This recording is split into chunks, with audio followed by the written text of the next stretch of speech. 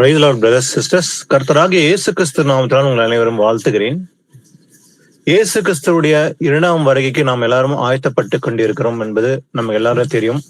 அவருடைய வருகை மிக மிக சமீபமா இருப்பதனால அதிகமா சபை கூடுதலும் செய்ய வேண்டும். அன்புக்கும் நற்கடிக்கும் சபை கூடுதல் என்று சொல்லபடி நாம அதிகமா சபை கூடுதல் செய்யணும். ஏன் அதிகமா சபை கூடுதல் செய்யணும்? ஏன்னா நாள் ரொம்ப சமீபமா இருக்கிறதுனால அதை விட்டு விடக்கூடாது. விட்டு விட்டால் என்ன ஆகும்? அது பாவமாகும். சபை கூடலை விட்டால் அது பாவம். அதனால அதை விட்டு விடக்கூடாதுன்னு சொல்லி சில படிப்பினைகள் மூலமா சகோதரர் மூலமாக ஆண்டவர் வெளிப்படுத்தினாரு. அதே போல இந்த தெரிந்து கொள்ளப்பட்டவர்களும் அழைக்கப்பட்டவர்களும் யாருன்னு சொல்லி நம்ம அதிகமா ஆராய்ந்து பார்த்திருக்கிறோம். இந்த அழைக்கப்பட்டவர்கள் ஒரு முக்கியமான ஒரு பாத்திரமா இருக்கிறாங்க. சூசன், அதாவது எலெக்ட். இயேசு கிறிஸ்துவுடைய 2ஆம் வருகைக்கு முன்பாக அநேக காரியங்கள் அநேக தீர்க்க தரிசனங்கள் நிறைவேறி கொண்டுதான் இருக்குது. இன்னும் ஒரு சில தீர்க்க தரிசனங்கள் நிறைவேற வேண்டியதா இருக்குது. 3ஆம் உலக போர், அதே போல ரோம சாம்ராஜ்யத்தின் அழிவு என்று வெளிப்படுத்தல் விசேஷம் சொல்லப்பட்டது போலவே இந்த காரியங்கள் நிறைவேற வேண்டியதா இருக்குது. அப்போ அந்த காலகட்டத்தில் நம்ம எல்லாருமே இருக்கிறோம். ஆனா இதை தப்பித்து கொள்ளும்படி பூமியில ஒரு பெரிய அழிவு வரப்போகிறது, 3ஆம் உலக போர். அதுல தப்பித்து கொள்ளும்படி ஆண்டவர் அவர் பொறுமையாக இருந்து இந்த சத்தியத்தை வெளிப்படுத்தி எல்லோரும் மனம் திரும்ப வேண்டும் என்று அவர் அழைப்பு விடுக்கிறார். ஆனா அழைக்கப்பட்டவர்கள் அநேகர் அசட்டை பண்ணி கொண்டுதான் இருக்கிறாங்க. அதனால இந்த அழைக்கப்பட்டவர்களை பத்தி பார்க்கும்போது இன்னைக்கு கூட பாத்தீங்கன்னா கடந்த வாரம் பெங்களூர்ல ஏப்ரல் 9ஆம் தேதி அன்று ஒரு கூட்டத்தை வைத்திருந்தோம். 7வது எக்காலம், 7th trumpet, எச்சரிப்பின் செய்தி. இந்த 7வது எக்காலத்தின் காலகட்டத்தில் நம்ம எல்லாருமே இருக்கிறோம். இதை தப்பித்துக் கொள்வது எப்படி? அவருடைய வருகையும் அதற்கான அடையாளமும் நாம் எப்படி தப்பித்துக் கொள்வது என்பது குறித்து ஆராய்ந்து பார்த்தோம். ஆனா அழைப்பு கொடுத்த போது அநேகர் வரேன்னு சொன்னாங்க. ஆனா கடைசி நேரத்தில் என்ன சொல்லிட்டாங்க? சில பேர் எனக்கு வேலை இருக்குது, நான் வீடு மாத்த போனோம், எனக்கு இந்த வேலை இருக்குது, நான் இந்த இடத்துக்கு போனோம், ஃபங்க்ஷன் போனோம், இப்படிதான் அநேகர் எக்ஸ்கியூசஸ் சொல்லிட்டு விலகி போனாங்க. ஆனா எதிர்பாராத விதமாக அநேகர் அவங்கள அழைப்பை விடுக்கலாம் கூட அவங்க கலந்துக்கிறாங்க. சில பேர் இது எதை குறிக்குதுன்னு பாத்தீங்கன்னா, ராஜா தன் குமாரனுடைய கல்யாணத்துக்கு ஒப்புவிக்கப்பட்ட அந்த ஊமையை குறித்து தான் நம்ம இன்னைக்கு பார்க்க போறோம்.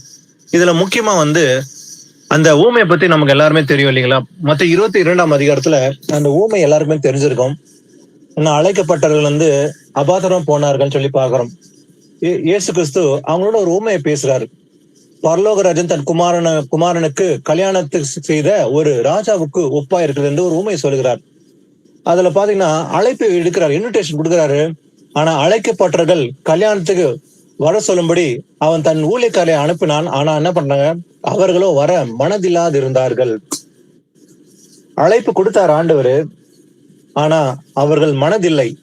அதுல எக்ஸ்கியூசஸ் சொல்லி தப்பிச்சுனாங்க. சில பேர் அதை அசட்டை பண்ணினார்கள் சொல்லி பார்க்க முடியும்.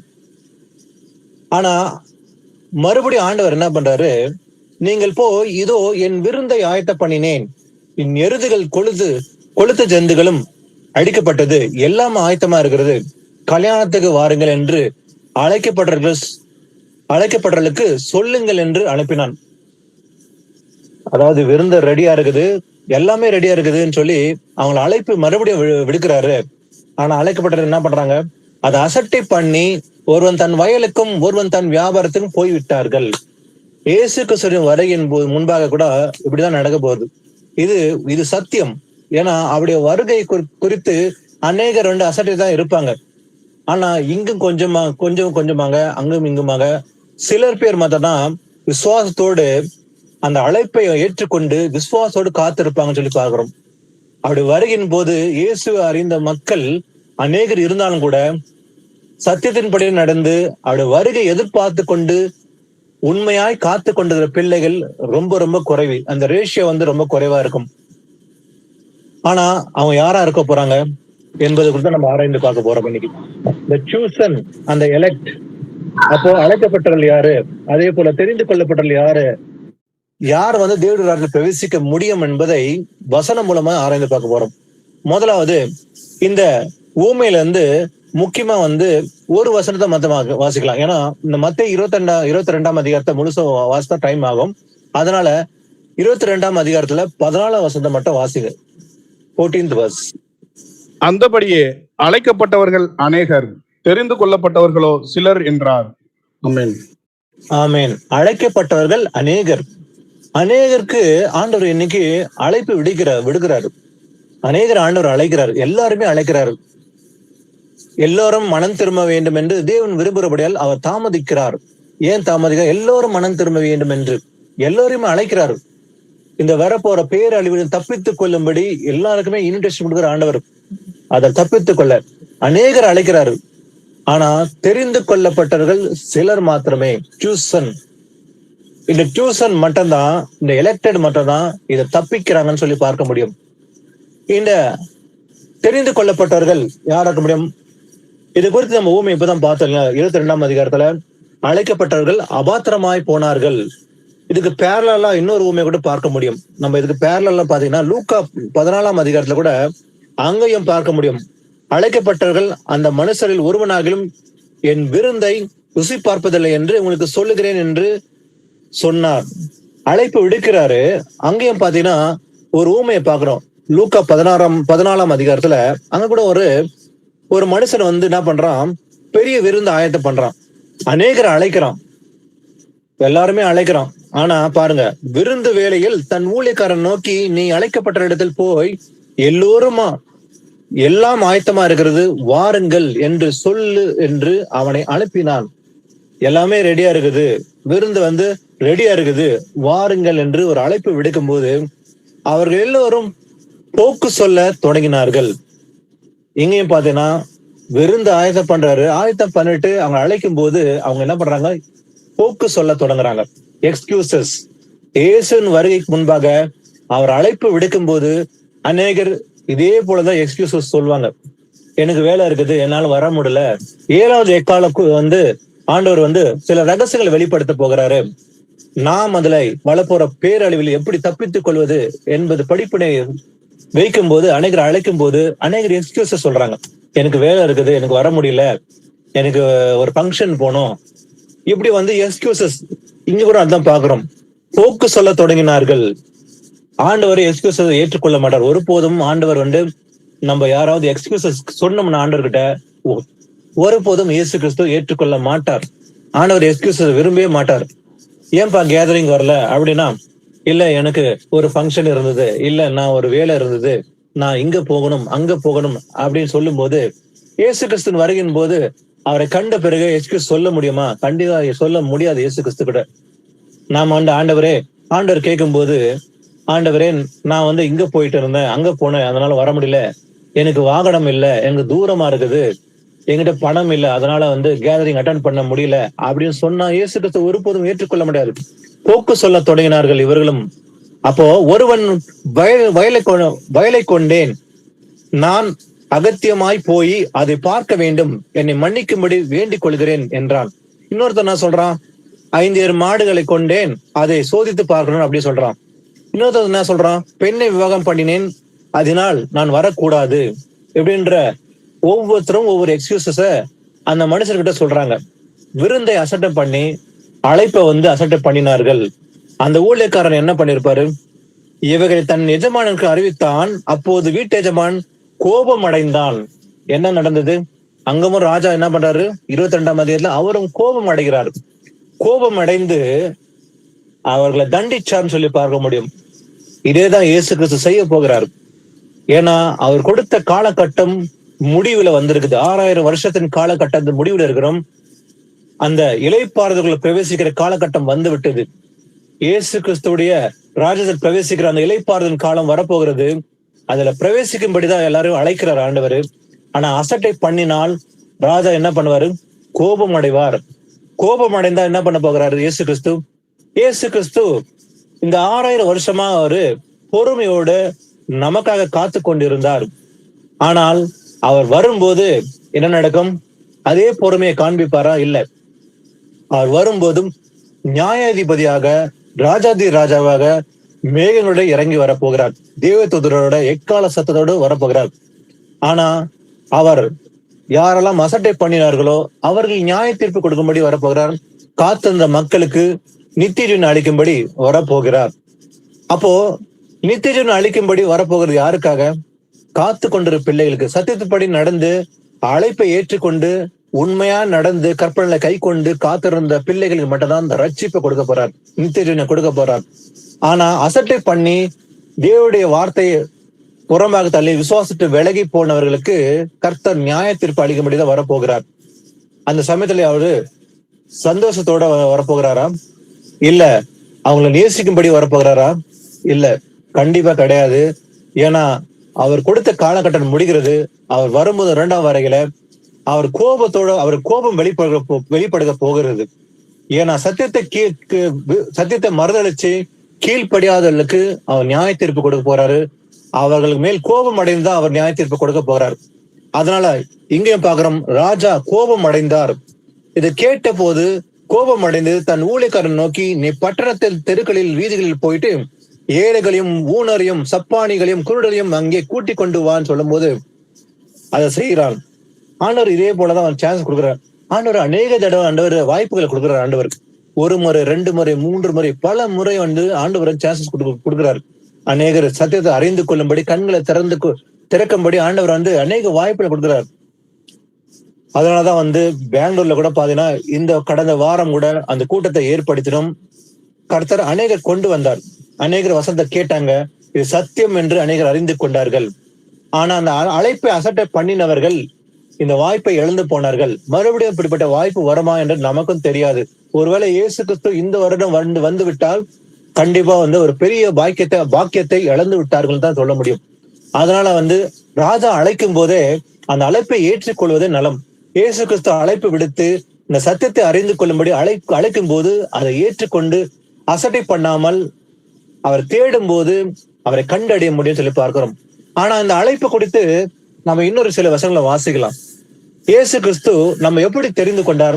தெரிந்து கொண்டவர்கள் பத்தி பாக்குறோம். தெரிந்து கொண்டவர்களை பத்தி இன்னொரு வசனம் வாசிக்கலாம். யோவான் 15:16 வாசிக்கலாம். ஜான் 15:16. 15ஆம் அதிகாரம் 16 வசனம் வாசிக்கலாம். நீங்கள் என்னை தெரிந்து கொள்ளவில்லை, நான் உங்களை தெரிந்து கொண்டேன். நீங்கள் என் நாமத்தினாலே பிதாவை கேட்டுக்கொள்வது எதுவோ அதை அவர் உங்களுக்கு கொடுக்கத்தக்கதாக நீங்கள் போய் கனி கொடுக்கும்படிக்கும் உங்கள் கனி நிலைத்திருக்கும்படிக்கும் நான் உங்களை ஏற்படுத்தினேன். ஆமென். ஆமென். நீங்கள் என்னை தெரிந்து கொள்ளவில்லை என்று இயேசு கிறிஸ்து கூறுகிறார். நீங்க என்னை சூஸ் பண்ணல, நான் உங்களை தெரிந்து கொண்டேன். இயேசு கிறிஸ்து நம்மளை தெரிந்து கொண்டார். நாம அதை தெரிந்து கொள்ளவில்லை.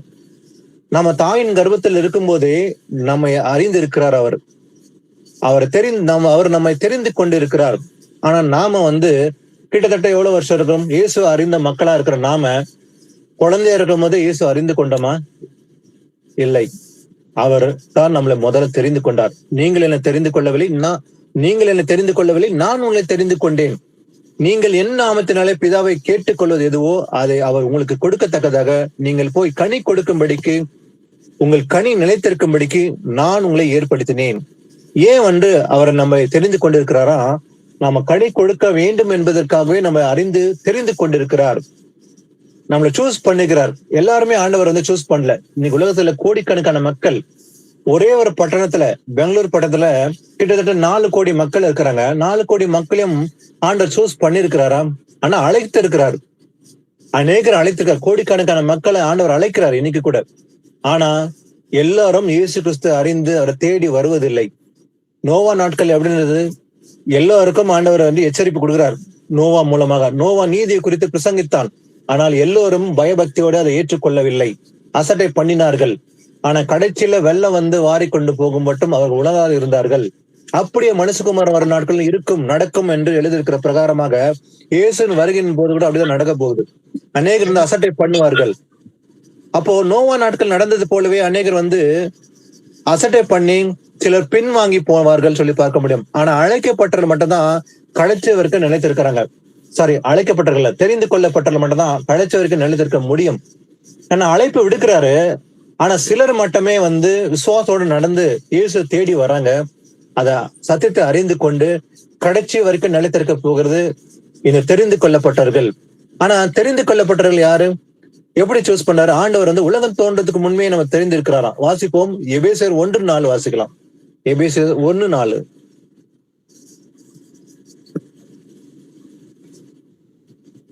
எபிசியன்ஸ் 1:4. தமக்கு முன்பாக நாம் அன்பில் பரிசுத்தமுள்ளவர்களும் குற்றமில்லாதவருமாய் இருப்பதற்கு அவர் உலக தோற்றத்துக்கு முன்னே கிறிஸ்துவுக்குள் நம்மை தெரிந்து கொண்டபடியே. ஆமென். ஆமென். எப்படி நம்ம தெரிந்து கொண்டாராம்? அவர் உலக தோற்றத்துக்கு முன்னே கிறிஸ்துவுக்குள் நம்மை தெரிந்து கொண்டபடியே. எதற்காக தெரிந்து கொண்டாராம்? நாம் அன்பிலே பரிசுத்தம் உள்ளவர்களும் குற்றம் இல்லாதவரும் இருப்பதற்காக தான் நம்ம தெரிந்து கொண்டாராம். இயேசுவை அவரை ஏற்றுக்கொண்டோம், வாரம் வரணும், வெறும் சபைக்கு போகணும், அவ்வளவுதான். அதற்காக தெரிந்து கொண்டார் அல்ல. அவர் நம்மளை எப்படி சூஸ் பண்ணிக்கிறார்? உலகம் தோன்றதுக்கு முன்னே நாம் பரிசுத்தம் உள்ளவர்களா இருக்கணும், குற்றம் இல்லாத இருப்பதற்காக தான் நம்மளை சூஸ் பண்ணிக்கிறார். எப்போது? உலக தோற்றத்துக்கு முன்பே நம்மளை கிறிஸ்துவுக்குள் நம்ம தெரிந்து கொண்டிருக்கிறாராம். அப்போ நம்ம தெரிந்து கொண்டதுக்கு ஒரு காரணம் இருக்குது. எல்லாருமே அவரை தெரிந்து கொள்ளவில்லை, சிலர் மாத்திரமே தெரிந்து கொண்டால். எதற்காக? நாம் அன்பிலே பரிசுத்தம் உள்ளவர்களா இருக்கணும், குற்றம் இல்லாதவர்களா இருக்கணும், கரைத்திரையற்றவர்களா இருக்க வேண்டும் என்பதற்காகவே இயேசு கிறிஸ்து இந்த உலகம் தோன்றத்துக்கு முன்பே நம்மளை முன்குறித்து அவர் தெரிந்து கொண்டிருக்கிறாராம். இதுல 11-12 வாசிங்க. இதே அதிகாரத்துல 11-12. மேலும் கிறிஸ்துவின் மேல் முன்னே நம்பிக்கையாயிருந்த நாங்கள் அவருடைய மகிமைக்கு புகழ்ச்சியாய் இருக்கும்படிக்கு தமது சித்தத்தின் ஆலோசனைக்கு தக்கதாக எல்லாவற்றையும் நடப்பிக்கிற அவருடைய தீர்மானத்தின்படியே நாங்கள் முன்குறிக்கப்பட்டு கிறிஸ்துவுக்குள் அவருடைய சுதந்திரராகும்படி தெரிந்து கொள்ளப்பட்டோம். ஆமென்.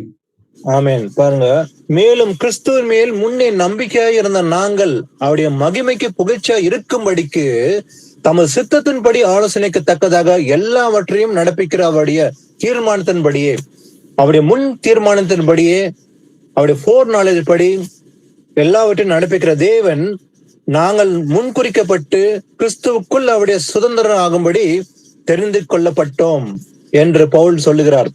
எப்படி தெரிந்து கொள்ளப்பட்டோம்? கிறிஸ்துவுக்குள் அவருடைய சுதந்திரம் ஆகும்படிக்குதான் தெரிந்து கொள்ளப்பட்டோம். அப்ப நம்மளையும் ஆண்டவர் அதுக்காக சூஸ் பண்ணி வச்சிருக்காரு, நம்மளை தெரிந்து கொண்டிருக்கிறார் சொல்லி பார்க்க முடியும். 2 தெசலோனிக்கர் 2ஆம் அதிகாரம் 13 வாசிக்கலாம். 2 தெசலோனிக்கர் 2:13. கர்த்தருக்கு பிரியமான சகோதரரே, நீங்கள் ஆவியினாலே பரிசுத்தமாக்கப்படுகிறதுனாலும் சத்தியத்தை விசுவாசிக்கிறதுனாலும் ரட்சிப்படையும்படிக்கு ஆதி முதல் தேவன் உங்களை தெரிந்து கொண்டபடியினாலே நாங்கள் உங்களை குறித்து எப்பொழுதும் தேவனை ஸ்தோத்தரிக்க கடனாளிகளாய் இருக்கிறோம். ஆமென். ஆமென். நீங்கள் ஆவியினாலே பரிசுத்தமாக்கப்படுகிறதுனாலும். எப்படி பரிசுத்தமாக்கப்படுகிறோம்? நாம் ஆவியினாலே பரிசுத்தமாக்கப்படுகிறோம். தேவனுடைய வசனத்தினால் பரிசுத்தமாக்கப்படுகிறதுனால, சத்தியத்தை விசுவாசிக்கிறதுனாலும் ரட்சிப்படையும்படிக்கு. அப்போ ரட்சிப்பு என்பது சத்தியத்தை விசுவாசிக்கிறதுனாலதான். அப்ப சத்தியத்தை விசுவாசிக்கிறதுனாலும் ரட்சிப்பு அடையும்படிக்கு ஆதி முதல் தேவன் உங்களை தெரிந்து கொண்டபடியினால். எப்ப தெரிந்து கொண்டாரா? ஆதி முதல். அப்ப உலக வானத்தையும் பூமியும் படைப்பதற்கு முன்பாகவே ஆதி முதல் நம்ம தெரிந்திருக்கிறாராம். அப்ப God has chosen before the world was formed. இந்த வானத்தையும் பூமியும் படைப்பதற்கு முன்பாகவே கர்த்தர் நம்மை தெரிந்திருக்கிறார், நம்மை தெரிந்து கொண்டிருக்கிறார். தெரிந்து கொண்டபடினாலே நாங்கள் உங்களை குறித்து எப்போதும் தேவனை ஸ்தோத்தரிக்கிறோம். அப்போ சத்தியத்தை விசுவாசனாலே ரட்சிப்பு அடையும்படிக்கு ஆதி முதல் நம்மளை தேவன் தெரிந்து கொண்டிருக்கிறார். பாருங்க, எவ்வளவு அருமையான கிருபை தேவன் அளித்திருக்கிறார் நமக்கு. ஆனா இந்த கிருபை எல்லாரும் பெற்றுக்கொள்ள அதை இழந்து போனாருன்னு சொல்லி பார்க்க முடியும். ஆனா எல்லாருமே இந்த கிருபைக்குள்ள வரவில்லை. அநேகர் அசட்டை பண்ணி போய்விட்டார்கள் ஆதி முதல் பார்க்கும்போது. ஆனா இந்த கிருபை, மேலான கிருபை, எப்படிப்பட்ட கிருபை? அவர் ஆதி முதல் நம்மளை தெரிந்து கொண்டிருக்கிறார். எது? எப்படி? சத்தியத்தை விசுவாசிக்கிறதுனால ரட்சிப்பு அடையும்படிக்கு நம்மளை தெரிந்து கொண்டிருக்கிறார் ஆண்டவர். அடுத்தது இன்னொன்னு முக்கியமானது, தேவோட ராஜ்யம் இயேசு கிறிஸ்துவின் வருகை பின்பு நெக்ஸ்ட் நடக்க போற காரியம் தேவோட ராஜ்யம் இளைப்பாறுதல். 1000 வருடம் அரசாட்சி இந்த பூமியிலே நடக்க போகிறது. அது ரொம்ப ரொம்ப நெருங்கி விட்டோம், அந்த காலகட்டத்தில் தான் இருக்கிறோம் சொல்லி பார்க்க முடியும். ஆனா அந்த ராஜ்யத்துக்குள்ள பிரவேசிப்பவர்கள் யாரா இருக்க முடியும்? வாசிப்போம். யாக்கோபு 2:5 வாசிக்கலாம். ஜேம்ஸ் 2:5. என் பிரியமான சகோதரரே, கேளுங்கள்.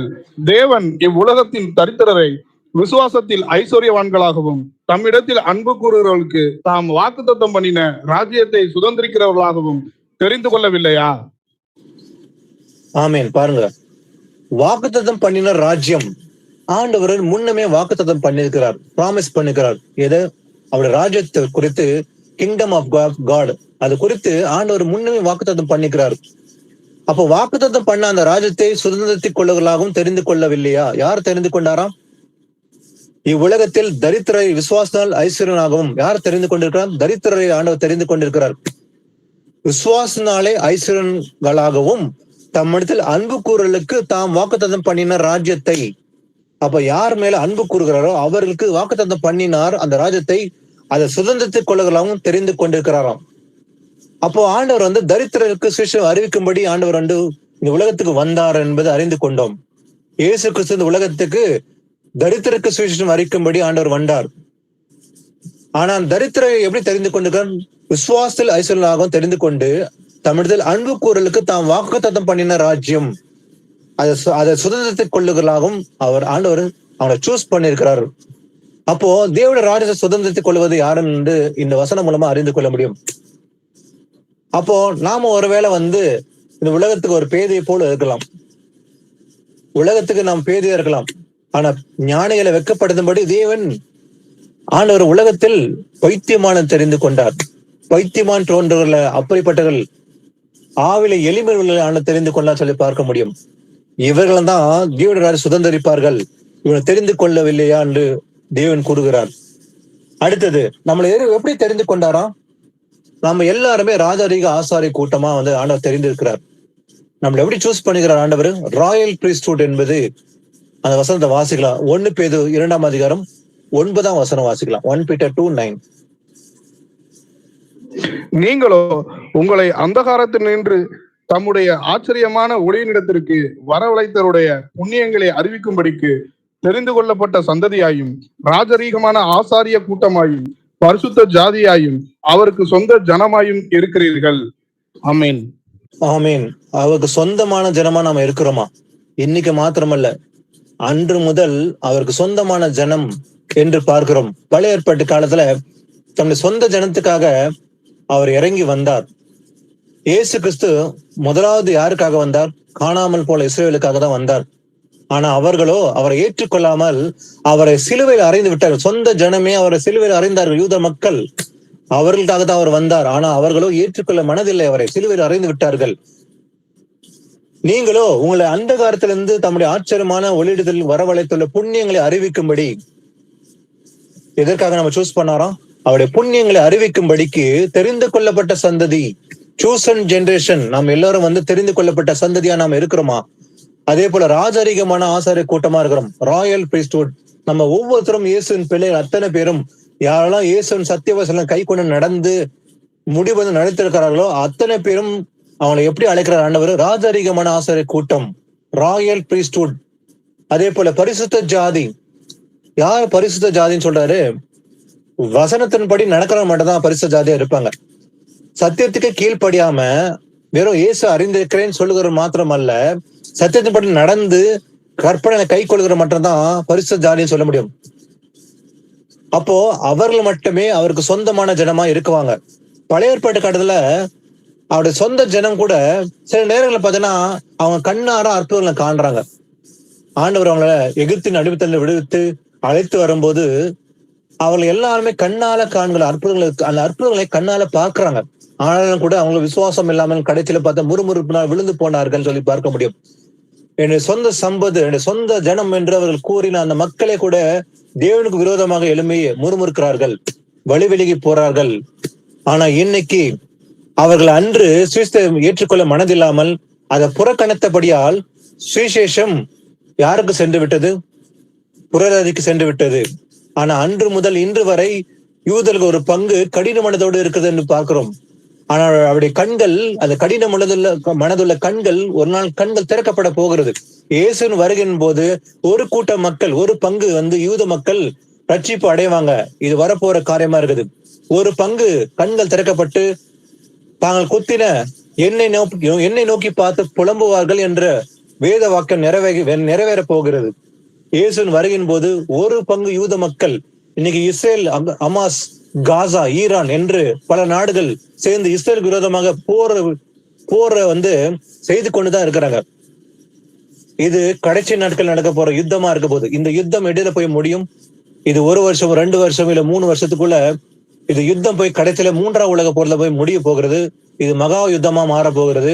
அப்போது கர்த்தர் இஸ்ரேல் மக்களை காப்பாற்ற போகிறார். 1 பங்கு 2 பங்கு அழிந்து போகும்.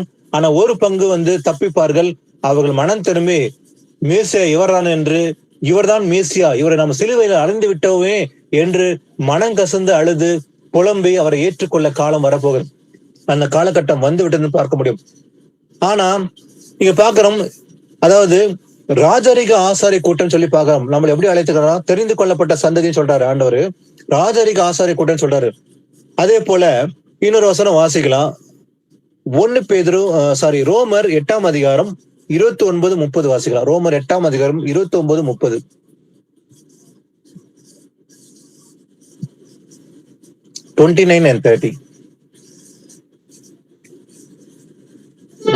குமாரன் அநேக சகோதரருக்குள்ளே முதற் பேரானவராய் இருக்கும் பொருட்டு தேவன் எவர்களை முன்னறிந்தாரோ அவர்களை தமது குமாரனுடைய சாயலுக்கு ஒப்பாய் இருப்பதற்கு முன்குறித்திருக்கிறார்.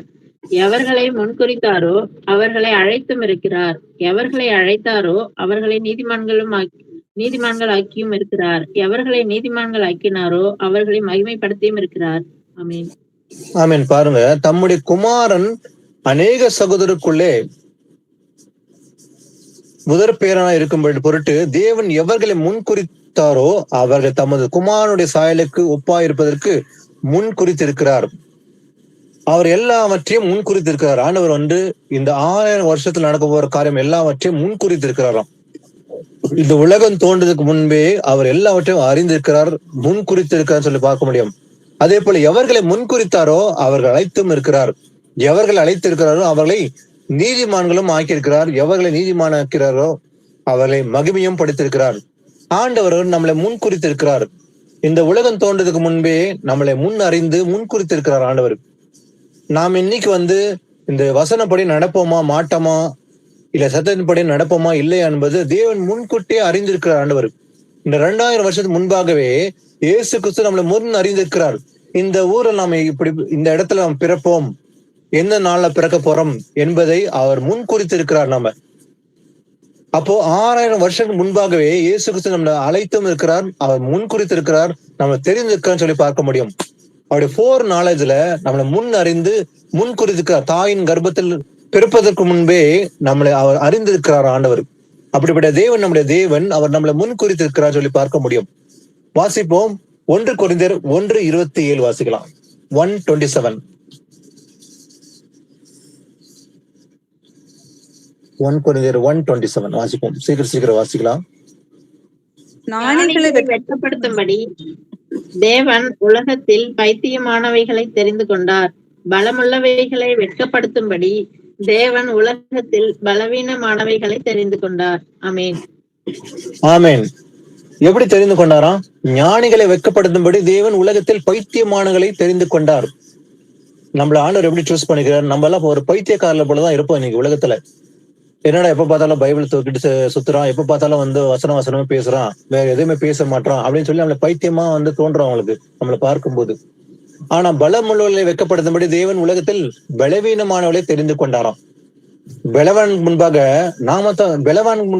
நம்ம பலவீனமா தோன்றுவோம். ஆனா நாம தான் உண்மையான பலசாலி. ஏன்னா நமக்குள்ள இருக்கிற பெரியவர். நம்ம பார்த்த சாதாரண மக்களை போலதான் இருப்போம், சாதாரணமா தோன்றுவோம். ஆனா நமக்குள்ள இருக்கிற ஆண்டவர் பெரியவரா இருக்கிறாரு. அப்ப வெட்கப்படுத்தும்படி பலமுள்ள வெட்கப்படுத்தும்படி தேவன் உலகத்தில் பலவீனமானவர்களை தெரிந்து கொண்டாராம். அதே போல ஞானிகளை வெட்கப்படுத்தும்படி நான் ஞானின் உலகத்தில் ஞானம் பெற்றிருக்கிறேன், எல்லாவற்றையும் அறிந்திருக்கிறேன் சொல்லுற ஞானிகள் முன்பாக நம்மளை தெரிந்திருக்கிறான். எப்படி? அவர்களை வெட்கப்படுத்தும்படி நம்மளை தெரிந்து கொண்டு இருக்கிறார் ஆண்டவர். வாசிப்போம். உபாகம். ஆனா பாருங்க, ஒரு முக்கியமான விஷயத்தை நம்ம தெரிந்து கொள்ள வேண்டும். பழைய ஏற்பாட்டு காலத்துல ஆண்டவர் தம்முடைய ஜனத்தை பார்த்து மை சூசன் பீப்புள், என் பரிசுத்த ஜனம் சொல்றார் ஆண்டவர். புதிய ஏற்பாட்டு காலத்துல ஆண்டவர் என்ன சொல்றாரு பார்க்கலாம். 1 பேதுரு 1ஆம் அதிகாரத்துல 15-16 வாசிக்கலாம். 1 பேதுரு 1:15-16. உங்களை அழைத்தவர் பரிசுத்தராய் இருக்கிறது போல நீங்களும் உங்கள் நடக்கைகள் எல்லாவற்றிலேயும் பரிசுத்தராய் இருங்கள். நான் பரிசுத்தர், ஆகையால் நீங்களும் உங்கள் நடக்கைகள் எல்லாவற்றிலேயும் பரிசுத்தராய் இருங்கள் என்று எழுதியிருக்கிறதே. ஆமென். ஆமென். உங்கள் அழைத்தவர் பரிசுத்தரா இருக்கிறது போல நீங்களும் உங்கள் நடக்கை எல்லாவற்றையும் பரிசுத்தமா இருங்கள்.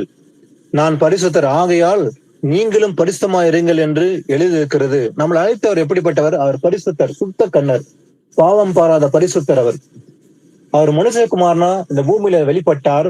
நம்முடைய அக்கிரமங்களுக்காக, பாவங்களுக்காக அவர் அந்த பாவங்களை சுமந்து கொண்டு அந்த சிலுவையில மரித்து உயிர்த்தெழுந்து பரலோகத்தை ஏறி போனார். மறுபடியும் வரப்போகிறார். நாம் அக்கிரமக்காரலா இருக்கும் போதே அவர் நம்முடைய பாவங்களுக்காக மரித்தார் என்பதை நாம் அறிவோம். ஆனா அவர் பரிசுத்தா இருக்கிறது போல நாமும் பரிசுத்தமா இருக்க வேண்டும். அப்போ இயேசு கிறிஸ்து பரிசுத்தர், அவருடைய பிள்ளைகளும் பரிசுத்தமா இருக்க வேண்டும். இது பழைய ஏற்பாட்டுல ஒரு வசனம் வாசிக்கலாம். உபாகம் 7ஆம் அதிகாரத்துல 6-8 வாசிக்கலாம். அதே போல, நீ உன் தேவனாகிய கர்த்தருக்கு பரிசுத்த ஜனம், பூச்சக்கரத்தில் உள்ள எல்லா ஜனங்களிலும் உன் தேவனாகிய கர்த்தர் உன்னை தமக்கு சொந்தமாய் இருக்கும்படி தெரிந்து கொண்டார். சகல ஜனங்களிலும் நீங்கள் திரட்சியான ஜனம் என்று கர்த்தர் உங்கள் பேரில் அன்பு வைத்து உங்களை தெரிந்து கொள்ளவில்லை. நீங்கள் சகல ஜனங்களிலும் கொஞ்சமாய் இருந்தீர்கள். ஆமென். ஆமென். நீ உன் தேவனாகிய கர்த்தருக்கு பரிசுத்த ஜனமும். அப்ப அந்த ஜனங்களை பார்த்து சொல்றாரு, நீங்க பரிசுத்த ஜனமும். அதே போல பூச்சக்கத்தில் உள்ள எல்லா ஜனங்களிலும் உன் தேவனாகிய கர்த்தர் உன்னை தமக்கு சொந்தமா இருக்கும்படி தெரிந்து கொண்டாராம். நம்மளை எப்படி தெரிந்து கொண்டிருக்கிறார்? இன்னைக்கு கூட அவருக்கு சொந்தமா இருக்கும்படி, தமக்கு சொந்தமா இருக்கும்படிதான் தெரிந்து கொண்டார். அதனால நாம இந்த உலகத்தில் இருந்தாலும் கூட அந்நிய மக்களோட இல்ல புறஜாதி மக்களோட நமக்கு ஐக்கியம் கிடையாது. நமக்கு ஃபெலோஷிப் அந்நிய மக்களோட, புறஜாதி மக்களோட ஃபெலோஷிப் ஒருபோதும் கிடையாது. Do not yoke with unbelievers சொல்லி வசனம் இருக்குது இல்லைங்களா? நமக்கு இந்த உலகத்துல உள்ள மக்கள், பாவத்தோடு நடக்கிற மக்கள், தேவன் அறியாத மக்களோட நமக்கு ஐக்கியம் கிடையாது. அதனால நம்ம அவங்க மக்களோட இருக்கிறோம், அந்த மக்கள் மத்தியில நடக்கிறோம், பேசுறோம், எல்லா காரம் செய்யறோம் கூட அவங்களோட நம்ம ஐக்கியப்பட்டு இருக்க கூடாது. ஏன்னா நம்ம எப்படி தெரிந்து கொண்டிருக்கிறாராம்? பரிசுத்த ஜனம், பரிசுத்த ஜாதி என்று தேவன் கூறுகிறார். தமக்கு சொந்தமா இருக்கும்படி நம்ம தெரிந்து கொண்டார். சகல ஜனங்களிலும் நீங்கள் திரட்சியான ஜனம் என்று கர்த்தர் உங்கள் பேரில் அன்பு வைத்து உங்களை தெரிந்து கொள்ளவில்லை. எப்படி தெரிந்து கொண்டார் ஆண்டவர்?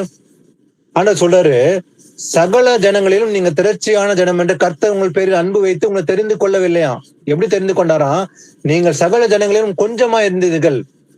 கர்த்தர் உங்களில் அன்பு கூர்ந்ததினாலும் உங்கள் பிதாக்களுக்கு இட்ட ஆணையை காக்க வேண்டும் என்பதனாலும் கர்த்தர் பலத்த கையினால் உங்களை புறப்பட பண்ணி அடிமைத்த வீடாகிய எகிப்திலிருந்து அதன் ராஜாவின் பார்வோனின் கையிலிருந்து உங்களை மீட்டு கொண்டாராம்.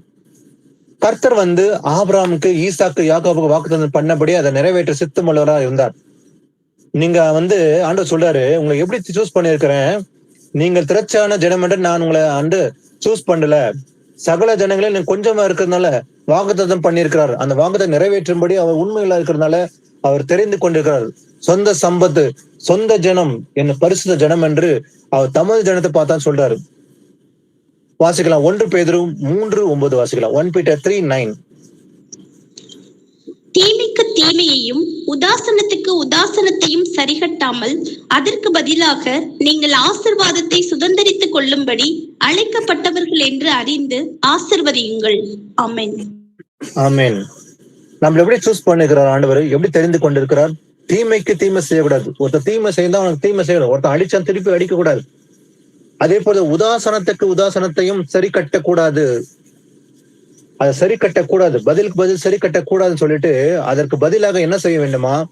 நீங்கள் ஆசீர்வாதத்தை சுதந்திரித்துக் கொள்ளும்படி நாம எல்லாருமே அந்த சுதந்திரத்தை கொள்ள போகிறோம்.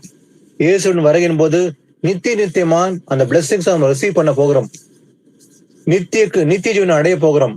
அதான் நம்ம என்ன பண்ண வேண்டுமா? அழைக்கப்பட்டவர்கள் என்று அறிந்து ஆசீர்வதிங்கள். நம்ம ஆசீர்வாத சுதந்திரத்தை கொள்ள போகிற ஜனமா இருக்கிறதுனால நம்ம என்ன பண்ண வேண்டுமா? நாம அழைக்கப்பட்டதுனால அதை அறிந்து ஆசீர்வதிக்க வேண்டும். ஒருத்தரையும் சபிக்க கூடாது, நம்ம ஆசீர்வதிக்க வேண்டும். ஏன்னா நம்ம ஆசீர்வதிக்கப்பட்ட சந்ததி. நம்ம எல்லாரும் எந்த சந்ததி? ஆபிரகாம் சந்ததியா இருக்கிறோம். ஆபிரகாமுக்கு உள்ள நம்ம எல்லாரும் ஆசீர்வதிக்கப்பட்டிருக்கிறதுனால அந்த ஆசீர்வாத சுதந்திரத்தை கொள்ளும்படி நம்ம அழைக்கப்பட்டு இருக்கிறதுனால அறிந்து நாம் ஆசீர்வதிக்க வேண்டும். தீமைக்கு தீமையும் உதாசனத்துக்கு உதாசனம் சரி கட்டக்கூடாது என்று ஆண்டவர் கூறுகிறார். அதற்காக நாம் நம்மளை அழைத்திருக்கிறோம் சொல்லி பார்க்கிறோம். அதே போல நம்ம எல்லாரும் வந்து சுதந்திரம் உண்டு, நமக்கு எல்லாருக்குமே வந்து ஃப்ரீடம் ஆஃப் அத்தாரிட்டி இருக்குது இல்லையா? ஆனா அந்த சுதந்திரத்தை வந்து துர்க்கணத்துக்கு மூடலாக வந்து பயன்படுத்த கூடாதுன்னு சொல்லி ஆண்டவர் சொல்றாரு. ஒரு முக்கியமான வசனத்தை வாசிக்கலாம். கலாத்தியர் 5:13 வாசிக்கலாம். கலாத்தியர் 5:13. சகோதரரே, நீங்கள் சுயாதீனத்திற்கு அழைக்கப்பட்டீர்கள். இந்த சுயாதீனத்தை நீங்கள் மாம்சத்துக்கு ஏதுவாக அனுசரியாமல் அன்பினாலே ஒருவருக்கொருவர் ஊழியம் செய்யுங்கள். ஆமென். நீங்கள் சுயாதீனத்துக்கு அழைக்கப்பட்டீர்கள். We have been called unto liberty. நம்மள ஆண்டவர் வந்து அடிமையாக அழைக்கல. நம்ம எப்படி அழைத்திருக்கிறோம்? சுயாதீனத்துக்கு அழைக்கப்பட்டிருக்கிறோம். ஆண்டவர் ஆதாம உண்டு பண்ணின பிறகு ஆண்டவர் வந்து ஆபிரகாம் வந்து கட்டி போடல, ஒரு பொம்மை போல வைக்கல. ஆண்டவர் எல்லா விதமான ஃப்ரீடமா ஆண்டவர் வந்து ஆதாம் கொடுக்குறாரு. ஆனா நன்மை தீமை அதை சூஸ் பண்றதுக்கு அந்த லிபர்ட்டி ஆண்டவர் வந்து ஆதாமுக்கு வைக்கிறார். அந்த ஃப்ரீடம் வந்து ஆண்டவர் வந்து ஆதாம் கொடுக்குறாரு. அதே போல பூமியில வந்து ஆண்டு கொள்ளும்படி, மிருக ஜீவங்களை ஆண்டு கொள்ளும்படி எல்லா விதமான அத்தாரிட்டி ஆண்டவர் வந்து ஆதாம் கொடுக்குறாரு. அத்தாரிட்டியோட தான் படைக்கிறாரு. ஆண்டவர் வந்து அந்த ஃப்ரீடம் ஆஃப் லிபர்ட்டி வந்து ஆதாம் கொடுத்தாரு. அதே லிபர்ட்டி நமக்கும் இருக்குது. நம்ம எல்லாருமே சுயாதீனத்துக்கு அழைக்கப்பட்டிருக்கிறோம். அடிமைத்தனத்துக்கு யாருமே அழைக்கல. நம்ம அடிமை என்று ஒருத்தரையும் அழைக்கல ஆண்டவர். ஆனா தேவனுக்கு அடிமையா இருங்கள் ஆண்டவர் சொல்றாரு தவிர நம்ம அடிமைக்காக அழைக்கப்படல, சுயாதீனத்துக்கு அழைக்கப்பட்டிருக்கிறோம். ஆனா அந்த சுயாதீனத்தை, எனக்கு சுயாதீனம் உண்டு, நான் எல்லாமே செய்ய முடியும், என்னால எனக்கு லிபர்ட்டி இருக்குது, நான் என்ன வேணா செய்ய முடியும். நம்ம அத்தனை பேருக்கும் அந்த லிபர்ட்டி இருக்குது. நன்மையும் செய்யலாம், தீமையும் செய்யலாம். நம்ம எல்லாருக்கும் அந்த ஆலோசனை நடக்கிறது, நம்ம எல்லாருக்கும் லிபர்ட்டி இருக்குது. ஆனாலும் கூட அந்த சுயாதீனத்தை நீங்கள் மாம்சத்துக்கு ஏதுவாக அனுசரிக்காம என்ன பண்ண வேண்டுமா? அன்பினாலே ஒருவருக்கு ஒரு ஊழியம் செய்ய வேண்டும். எனக்கு சுயாதீனம் உண்டு, ஆனா சுயாதீனத்தை நான் துர்க்குணத்துக்கு ஈடலாக பயன்படுத்தாம அது நன்மைக்கு ஏதுவாக பயன்படுத்த வேண்டும். மாம்சத்துக்கு ஏதுவாக அனுசரிக்க கூடாது. மாம்சத்துக்கு நடந்து என் சிஸ்டப்படி நான் நினைக்கிறபடி நான் செய்யணும் என்று அந்த சுயாதீனத்தை பயன்படுத்தாம அன்பினாலதான் அந்த ஒருவருக்கு ஊழியம் செய்யுங்கள். அதனால நமக்கு அழைக்கப்பட்டிருக்கிறோம். சுயாதீனம் உண்டு. அந்த சுயாதீனத்தை நம்ம துர்க்கணத்துக்கு ஏதுவாக மாம்சத்துக்கு ஏதுவாக அனுசரிக்க கூடாதுன்னு ஆண்டவர் சொல்றாரு. ஆனா தேவனுக்கு அடிமையா இருங்கன்னு சொல்ற வசனப்படி நாம் இருந்தாலே நலம். வாசிப்போம். அடுத்தது 1 கொரிந்தியர் 1:9 வாசிக்கலாம். 1 கொரிந்தியர் 1:9. தம்முடைய குமாரனும் நம்முடைய கர்த்தருமாய் இருக்கிற இயேசு கிறிஸ்துவுடனே ஐக்கியமாய் இருப்பதற்கு உங்களை அழைத்த தேவன் உண்மை உள்ளவர். ஆமென். அடுத்தது முக்கியமா நம்மளை ஆண்டவர் அழைத்திருக்கிறாரு. நம்ம அழைத்த தேவன் உண்மையுள்ளவர். எப்படி அழைத்திருக்கிறாரா? தம்முடைய குமாரனும் நம்முடைய கர்த்தராய் இருக்கிற இயேசு கிறிஸ்துவோட ஐக்கியமா இருப்பதற்கு, மனுஷனோட மாம்சம் படி நடக்கிற மக்களோட ஐக்கியமா இருப்பதற்கு அல்ல. என்னுடைய சொந்த பந்தம், என்னுடைய நண்பர்கள், பாலிய சிநேகிதன் என்று மாம்ச சிந்தனை நடப்பதற்கு ஐக்கியமா இருப்பதற்கு அல்ல, இயேசு கிறிஸ்துவோட ஐக்கியமா இருப்பதற்கே உங்களை அழைத்த தேவன் உண்மை உள்ளவர். ஒரு காலத்துல இருந்திருக்க கூடும், நாம வந்து நண்பர்களோட பாலிய சிநேகிதன் என்று உறவை கொண்டாடி கொண்டு மாம்சப்படி நடக்கிறோம், நாமளும் மாம்சப்படி நடந்து கொண்டிருக்க ஒரு காலத்துல இருந்தோம். ஆனால் இன்னைக்கு அப்படி அல்ல. நாம யாரோட ஐக்கியப்பட்டிருக்கோமோ, யாரோட ஃபெலோஷிப் இருக்க வேண்டுமா? இயேசு கிறிஸ்துவோட ஐக்கியமா இருப்பதற்கு உங்களை அழைத்த தேவன் உண்மை உள்ளவர். நம்முடைய ஐக்கியம் யாரோட இருக்க வேண்டும்? இயேசு கிறிஸ்துவோட ஐக்கியமா இருப்பதற்கு நம்ம அழைத்திருக்கிறான்னு சொல்லி பார்க்கிறோம். அடுத்தது 2 திமோத்தி 1:9 வாசிக்கலாம். 2 திமோத்தி 1:9. அவர் நம்முடைய கிரியைகளின்படி நம்மை ரட்சிக்காமல் தம்முடைய தீர்மானத்தின்படியும் ஆதி காலம் முதல் கிறிஸ்து இயேசுவுக்குள் நமக்கு அருளப்பட்ட கிருபையின்படியும் நம்மை ரட்சித்து பரிசுத்த அழைப்பினாலே அழைத்தார். ஆமென். அவர் நம்முடைய கிரியைகளின்படி நம்மை ரட்சிக்காமல், ரட்சிப்பு என்பது நாம செய்யற அந்த கிரியையினால் அல்ல.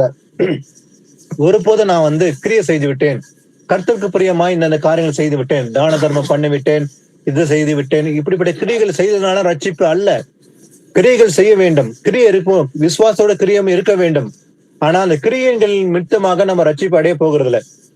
அவர் நம்முடைய கிரியைகளின்படி நம்ம ரட்சிக்காம தம்முடைய தீர்மானத்தின்படியும் அதே போல ஆதி காலம் முதல் கிறிஸ்து இயேசுக்குள் நமக்கு அருளப்பட்ட கிருபையின்படி, ஆதி காலம் முதல் கிறிஸ்து இயேசுக்குள் நமக்கு அருளப்பட்ட கிருபையின்படிதான் நம்ம ரட்சித்து அதே போல பரிசுத்த அழைப்பினாலே அழைத்தார். நம்முடைய எப்படி அழைத்திருக்கிறாரோ, பரிசுத்த அழைப்பினாலே நம்மளை அழைத்திருக்கிறார் ஆண்டவர். ஏன்னா நம்முடைய அழைத்த தேவன் பரிசுத்தர். அதனால் நாமளும் பரிசுத்தமா இருக்க வேண்டும் என்று தேவன் கட்டளையா கொடுக்கிறார் ஆண்டவர். அந்த கிரியையின்படி நம்ம ரட்சிக்காம அனாதி சிநேகத்தின் நிமித்தமாக ஆதி காலம் முதல் கிறிஸ்துவ இயேசுக்கு நமக்கு அருளப்பட்ட கிருபையின்படி தான் நமக்கு ரட்சிப்பு கிடைக்க போகுது. ஏன்னா பரிசுத்த அழைப்பினாலே நம்ம அழைத்திருக்கிறார் தேவன். வாசிப்போம் ரோமர் 11:28-30 வாசிக்கலாம். ரோமன் 11:28-30. சுவிசேஷத்தை குறித்து அவர்கள் உங்கள் நிமித்தம் பகைஞராய் இருக்கிறார்கள். தெரிந்து கொள்ளுதலை குறித்து அவர்கள் பிதாக்களின் நிமித்தம் அன்பு கூறப்பட்டவர்களாய் இருக்கிறார்கள். தேவனுடைய கிருபை வரங்களும் அவர்களை அழைத்த அழைப்பும் மாறாதவைகளே. ஆதலால் நீங்கள் முற்காலத்திலே தேவனுக்கு கீழ்ப்படியாதிருந்து இப்பொழுது அவர்களுடைய கீழ்ப்படியாமையினாலே இரக்கம் பெற்றிருக்கிறது போல. ஆமென். அதாவது யூத மக்கள் அன்னைக்கு சுவிசேஷம் அறிவிக்கப்பட்டது. ஆனா அவர்கள் கேட்க மனதில் இருந்தனால சுவிசேஷம் அதன் நிமித்தமாக சுவிசேஷம் புறஜாதிக்கு போய்விட்டது. அன்னிலிருந்து இன்னைக்கு வரும் சுவிசேஷம் நமக்கு அருளப்பட்டது. அப்ப புறஜாதி ஜனம் இயேசுவை ஏற்றுக்கொள்ளுகிற காலம் அன்று முதல் இன்று வரை நடந்து கொண்டுதான் இருக்குது. ஆனா ஒரு பங்கு கடின மனதோடு இருப்பாங்க சொல்லப்பட்ட வசனம் நிறைவேறி கொண்டு இருக்கிறது. அப்போ அந்த கடின மனதுள்ள ஒரு பங்கு ஜனம், யூத மக்கள் ஒரு பங்கு ரட்சிப்பு அடைய போகிறாங்க. ஆண்டவர் கூறுகிறார், அதாவது சுவிசேஷத்தை குறித்து அவர்கள் உங்கள் நிமித்தம் பகைனா இருக்கிறார்கள், நமது நிமித்தமாக பகைனா இருக்கிறாங்க. ஆனா தெரிந்து கொள்ளுதலை குறித்து அவர்கள் பிதாக்களின் நிமித்தம் அன்பு கூறப்பட்டலா இருக்கிறாங்க. அப்படி இருந்து கூட அவங்க எப்படி இருக்கிறாங்க? பிதாக்கள் நிமித்தமாக அன்பு கூறப்பட்டலா இருக்கிறாங்க. அவங்க தேவனுடைய கிருபை வரங்களும் அவர்களை அழைத்த அழைப்பும் மாறாதவர்களே. அவனை அழைத்தார் ஆண்டவர். ஆனா அந்த அழைப்பு மாறவே இல்லை. அவருடைய கிருபையும் அவருடைய அழைத்த அழைப்பும் மாறவே இல்லைன்னு சொல்லி ஆண்டவர் சொல்றார். ஆதலால் நீங்கள் முற்காலத்தை தேவனுக்கு கீழ்ப்படியா இருந்து, முற்காலத்தை தேவனுக்கு கீழ்ப்படியா இருந்தோம். ஒரு காலத்துல நம்ம அந்நியரை போலதான் இருந்தோம். முற்காலத்துல அப்படிதான் இருந்தோம். இப்போது அவருடைய கீழ்ப்படியாமனாலே இரக்கம் பெற்றிருக்கிறது போல. அப்போ ஒரு காலத்துல நாம புறஜாதியா இருந்தோம், கீழ்ப்படியாம இருந்தோம். ஆனா அவருடைய கீழ்ப்படியாமனாலே நாம இரக்கம் பெற்று ரட்சிப்புக்குள்ள வந்திருக்கோம் நாம எல்லாருமே. ஆனா இன்னும் வரப்போற நாட்களில அவர்களும் ரட்சிப்பு அடைய போகிறாங்க. அந்த காலகட்டம் வரப்போகுதுன்னு சொல்லி பார்க்கிறோம். 1 தெசலோனிக்கர் 4:7-8 வாசிக்கலாம். 1 தெசலோனிக்கர் 4:7-8. தேவன் நம்மை அசுத்தத்திற்கு அல்ல பரிசுத்தத்திற்கே அழைத்திருக்கிறார். ஆகையால் அசட்டை பண்ணுகிறவன் மனுஷரை அல்ல, தமது பரிசுத்த ஆவியை நமக்கு தந்தருளின தேவனையே அசட்டை பண்ணுகிறான். ஆமென். தேவன் நம்மை அசுத்தத்துக்கு அல்ல பரிசுத்தத்துக்கே அழைத்திருக்கிறார். நம்ம அழைத்த தேவன் பரிசுத்தன்னு சொல்லி பார்த்தோம். ஆனா நம்மள தேவன் அப்படியே அழைத்திருக்கிறார், அசுத்தத்துக்கு அல்ல பரிசுத்தத்துக்கே அழைத்திருக்கிறார். அதனால நம்ம எல்லாருமே கரைத்திரையற்றதாக பரிசுத்தமா இருக்க வேண்டும் என்று தேவ சித்தம். ஆகையால் அசட்டை பண்ணுகிறான் மனுஷரை அல்ல. அப்போ தேவனை அசட்டை பண்ணினா எப்படி இருக்கும்? ஒரு மனுஷனை அசட்டை பண்ணல, தமது பரிசுத்த ஆவியை தமக்கு தந்தருன்னா தேவனையே அசட்டை பண்ணுகிறார்கள். அப்போ தேவன் அழைக்கிறாரு, அதை அசட்டை பண்ணுகிறார்களா? ஒருவேளை அசட்டை பண்ணினார்களா அப்படின்னு யார் அசட்டை பண்ணினார்கள்? மனுஷனை அசட்டை பண்ணல. அப்போ ஒரு சகோதரன் சுவிசேஷம் அறிக்கும்படி போறாரு, காஸ்பல் அறிவிக்கிறாரு, கேட்க மனதில்லாம அசட்டை பண்றாங்களா? அது அவரை அசட்டை பண்ணல. யாரை அசட்டை பண்றாங்க? கர்த்தரை அசட்டை பண்ணது போலதான். அப்போ வசனத்தை அசட்டை பண்றாங்கன்னு சொல்லி அர்த்தம். ஆக அசட்டை பண்ணுகிறவன் மனுஷரை அல்ல, தமது பரிசுத்த ஆவியை தமக்கு தந்தருள தேவனே அசட்டை பண்ணுகிறார்கள். ஏன்னா அவர் அழைத்தவர் நம்மள தேவன் பரிசுத்தர். நம்மள எப்படி அழைத்திருக்கிறோம்? பரிசுத்தத்துக்கே அழைத்திருக்கிறார். ஆனா அசட்டை பண்ணினா யாரும் அசட்டை பண்றோம்? நாம தேவனை அசட்டை பண்ணது போலதான் சொல்லி வசனம் கூறுகிறது. வாசிப்போம். கலாத்தியர் 1:6-7 வாசிக்கலாம். கலாத்தியர் 1:6-7.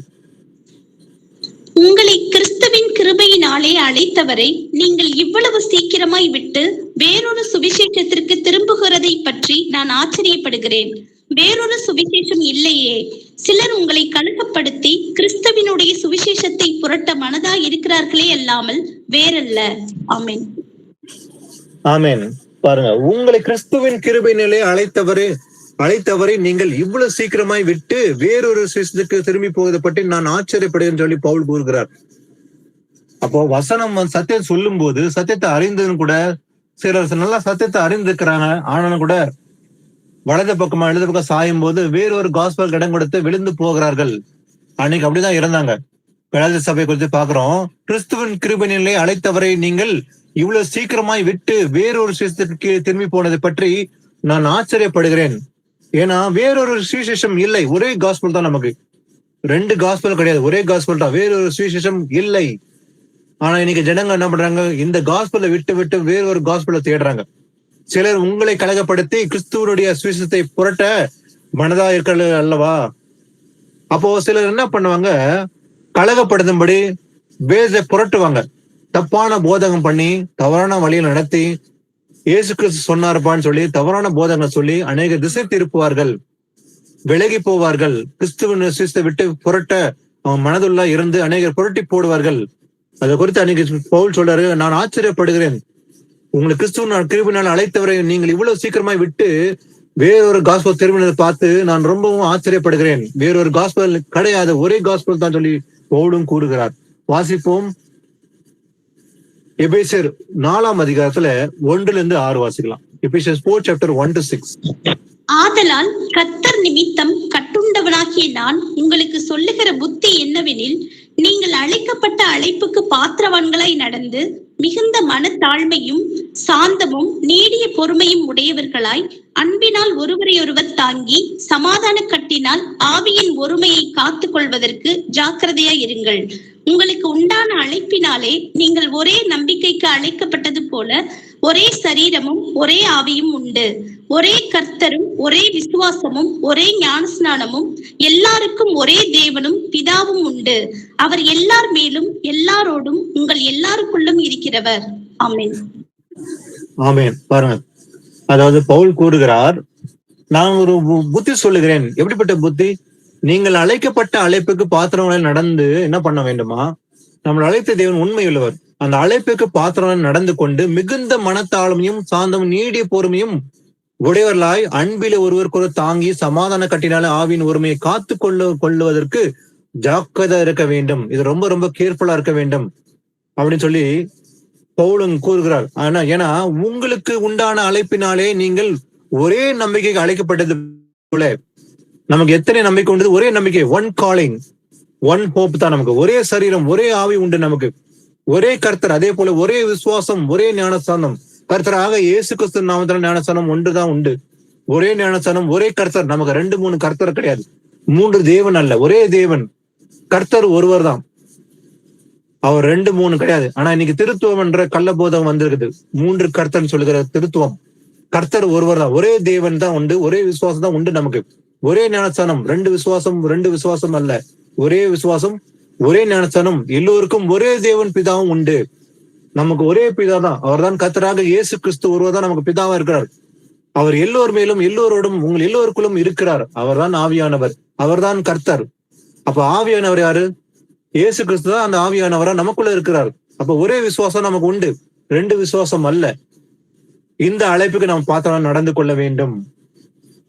அடுத்தது, நமக்கு பரம அழைப்புன்னு ஒன்று இருக்குது.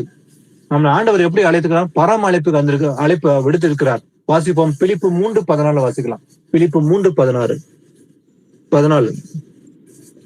ஆகிலும் கிறிஸ்து இயேசுவுக்குள் தேவன் அழைத்த பரம அழைப்பின் பந்தய பொருளுக்காக லக்கை நோக்கி தொடர்கிறேன். ஆமென். பவுல் கூறுகிறார், கிறிஸ்து இயேசுக்குள் தேவன் அழைத்த பரம அழைப்பின் ஹை காலிங், பரம அழைப்பு. நமக்கு விடுக்கப்பட்ட அழைப்பு எப்படிப்பட்டது? பரம அழைப்பு, சாதாரண அழைப்பு கிடையாது. கர்த்தர் நம்மளை சாதாரணமா அழைக்கல.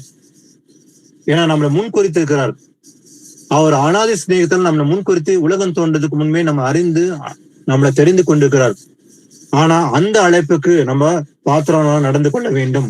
பவுல் கூறுகிறார், கிறிஸ்து இயேசுக்குள் தேவன் அழைத்த பரம அழைப்பின் பந்தய பொருளுக்காக இலக்கை நோக்கியே நான் தொடருவேன் என்ற அதே ஒரு விசுவாசம் நமக்கு தேவை. எதை நோக்கி ஓட வேண்டும்? நம்ம வலது பக்கமா இடது பக்கம் ஒருபோதும் சாயக்கூடாது. சில பேர் வலது பக்கமா இடது பக்கமா திசை திரும்புறதுனால விழுந்து போகிறார்கள், விசுவாசத்தை விழுந்து போகிறார்கள். சில பேர் என்ன பண்றாங்க, சிலருடைய விசுவாசத்தை சிலரை பார்த்து சில பேர் விழுந்து விடுகிறார்கள். வசனம் பார்க்கறதுல 2 வருஷம் 3 வருஷம் வர்றாங்க, ஆனாலும் கூட சிலரை பார்த்தவே சிலர் விசுவாசத்தை விழுந்து போகிறாங்க. ஐயோ அந்த பிரதர் இப்படி ஆயிட்டாரே, அதனால இது சரியா தவறா என்று அவர்களை பார்த்தே சில பேர் விழுந்து போகிறார். மற்றவர்களை பார்த்து ஜட்ஜ் பண்ண வேண்டிய அவசியமே நமக்கு கிடையாது. ஒருத்தர் நியாயத்திற்கு கூடாது, நியாயத்திற்கு செய்யக்கூடாது. நம்ம மற்றவர்களை பார்த்து நியாயத்திற்கு செய்யக்கூடாது. மத்தல பார்க்கும்போது கண்டிப்பா வந்து சிலர் வந்து அவற்றில் பாக்குறாங்க, ஐயோ அந்த பதர் வந்து இப்படி ஆயிட்டாரு, அதனால வந்து இது சரியா தவறா, அவர் செய்தது சரிதான் அப்படின்ட்டு அவர்களை பார்த்து கொண்டு சில பேர் விழுந்து போகிறார்கள். ஆனா நாம் பார்க்க வேண்டியது எது? தேவன் அழைத்த அந்த பந்தய பொருளுக்காக தான் நம்ம ஓட வேண்டும். ஏன்னா தேவன் அழைத்த பரம அழைப்பின் பந்தய பொருளுக்காக இலக்கை நோக்கியே தொடர வேண்டும். நம்ம இலக்கு, நம்ம டெஸ்டினேஷன், நம்முடைய இலக்கு எதுவா இருக்கணும்? அந்த பந்தய பொருள் தேவன ராஜ்யத்தில் கிடைக்க போகுது. எனக்கு ஒரு கிரவுன் உண்டு, எனக்கு ஒரு கிரீடம் உண்டு, நித்திய கிரவுன் இயேசுக்கு எனக்கு கொடுக்க போறாரு. அந்த பந்தய பொருளை நோக்கியே நாம தொடர வேண்டும். வலது பக்கம் இடது பக்கம் ஒருபோது சாயக்கூடாது. ஏன்னா நம்மளை அழைத்த தேவன் உண்மை உள்ளவர். அந்த அழைப்புக்கு பார்க்க நம்ம நடந்து கொள்வது அவசியமா இருக்குது. வாசிப்போம். 1 தீமோத்தி 6:12 வாசிக்கலாம். 6:12. விசுவாசத்தின் நல்ல போராட்டத்தை போராடு, நித்திய ஜீவனை பற்றிக்கொள், அதற்காகவே நீ அழைக்கப்பட்டாய், அநேக சாட்சிகளுக்கு முன்பாக நல்ல அறிக்கை பண்ணினவனுமாய் இருக்கிறாய். ஆமென். விசுவாசத்தின் நல்ல போராட்டத்தை போராட வேண்டும். நம்ம எல்லாருக்கும் ஒரு போராட்டம் உண்டு. எப்படிப்பட்ட போராட்டம்? நல்ல போராட்டம். விசுவாச நிமித்தமாக ஒரு நல்ல போராட்டம் நமக்கு உண்டு. அதை போராட வேண்டும். நித்திய ஜீவனை பற்றி கொள்ள வேண்டும். அதற்காகவே நாம் அழைக்கப்பட்டிருக்கிறோமா? சார், நம்ம எதுக்காக அழைக்கப்பட்டிருக்கிறோம்? நித்திய ஜீவனை பற்றி கொள்வதற்காக நாம் அழைக்கப்பட்டிருக்கிறோம். அதனால அநேக சாட்சிகள் முன்பாக நல்ல அறிக்கை பண்ணினவனா இருக்க வேண்டும். அடுத்தது முக்கியமா, நம்ம சில நேரங்களை வந்து சிலருக்குள்ள ஒரு சோர்வு வந்துடுகிறது. நாம ஜெபிக்கிறாங்க, ஆனா ஜெபத்துக்கு பதில் வரவே இல்லை. சில நேரம் வந்து ஜெபம் வரலனாக்கா ஒரு 2 விதமான காரணம் உண்டு. ஒண்ணு, நாம தெய்வ சித்தப்படி ஜெபிக்கிறோமா, நம்ம ஆவில ஜெபம் பண்றோமா. ஆவில ஜெபம் பண்ணா ஆண்டவர் வந்து அந்த ஜெபத்தை கேட்டு பதில் கொடுப்பார். ஆனா மாம்சப்படி ஜெபம் பண்ணா ஆண்டவர் கேட்க மாட்டார். எப்படி மாம்சப்படி ஜெபம்? எனக்கு இது வேணும், அது வேணும், நான் ஊருக்கு போகணும், என் பிள்ளை வெளிநாட்டுல படுக்கணும், நான் வந்து இந்த வீடை கட்டணும், அதை வாங்கணும், இப்படின்ற ஜெபத்துல ரிக்வஸ்ட்ல வச்சாக்கா அதெல்லாம் வந்து மாம்சத்துக்கு ஏற்றபடி ஜெபிக்கிற ஜெபமா இருக்கும். ஆனா ஆவில ஜெபம் பண்ண வேண்டும். தெய்வ சித்தன்படி ஜெபித்தாலும் ஆண்டவர் கேட்பார். ஆனா சில நேரங்கள் ஜெபம் கேட்கப்படாம இருக்குது. சில நேரம் ஆண்டவர்கிட்ட வந்து விண்ணப்பம் பண்ணுவாங்க, விண்ணப்பம் பண்ணி தாமதிக்கிறார்னா அதுக்கு காரணம் உண்டு. ஒரு ஊமையை பார்க்கலாம். லூக்கா 18:7-8 வாசிக்கலாம். லூக்கா 18:7-8. அந்தபடியே தேவன் தம்மை நோக்கி இரவும் பகலும் கூப்பிடுகிறவர்களாகிய தம்மால் தெரிந்து கொள்ளப்பட்டவர்களின் விஷயத்தில் நீடிய பொறுமை உள்ளவராயிருந்து அவர்களுக்கு நியாயம் செய்யாமல் இருப்பாரோ? சீக்கிரத்திலே அவர்களுக்கு நியாயம் செய்வார் என்று உங்களுக்கு சொல்லுகிறேன். ஆகிலும் மனுஷகுமாரன் வரும்போது பூமியிலே விசுவாசத்தை காண்பாரோ என்றார். ஆமென். ஆமென். பாருங்க, இதுல ஒரு ஊமையை பாக்குறோம். ஒரு பட்டணம் இருக்குது. ஒரு பட்டணத்துல ஒரு நியாயாதிபதி இருக்கிறான்.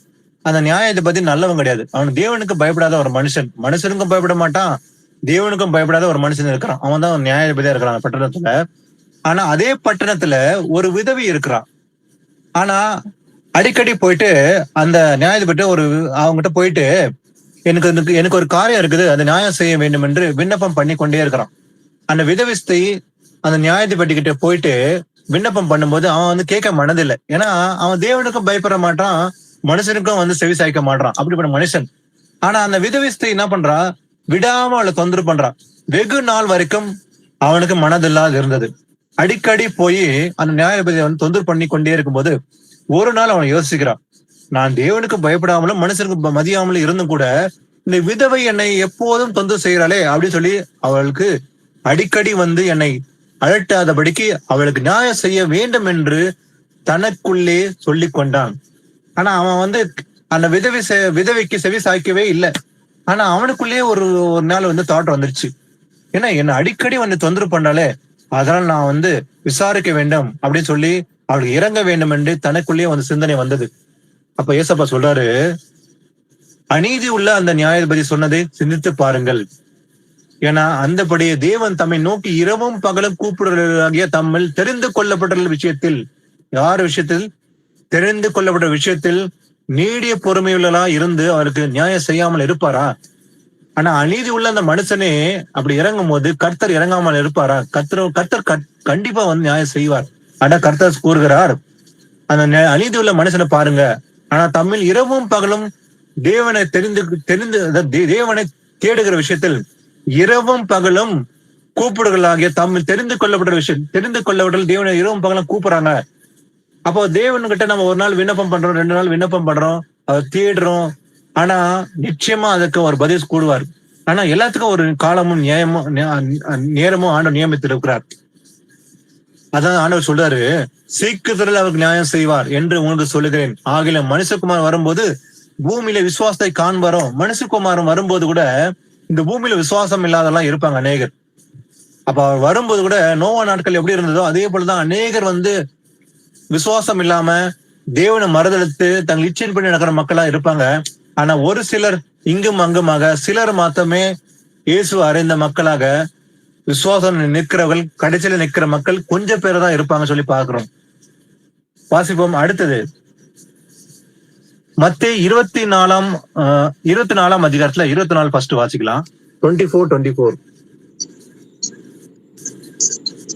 ஏனெனில் கள்ள கிறிஸ்துக்களும் கள்ள தீர்க்கதரிசிகளும் எழும்பி கூடுமானால் தெரிந்து கொள்ளப்பட்டவர்களையும் வஞ்சிக்கத்தக்கதாக பெரிய அடையாளங்களையும் அற்புதங்களையும் செய்வார்கள். ஆமென். ஒரு வஞ்சனை இந்த பூமியில நிறைஞ்சிருக்குது. இது இன்னைக்கு இல்ல, காலங்காலமா ஒரு வஞ்சனை உண்டு. ஆனா அந்த வஞ்சனை எப்படி இருக்குது? சாத்தான் பலர் மூலமாக அந்த வஞ்சனை கொண்டு வருவான்.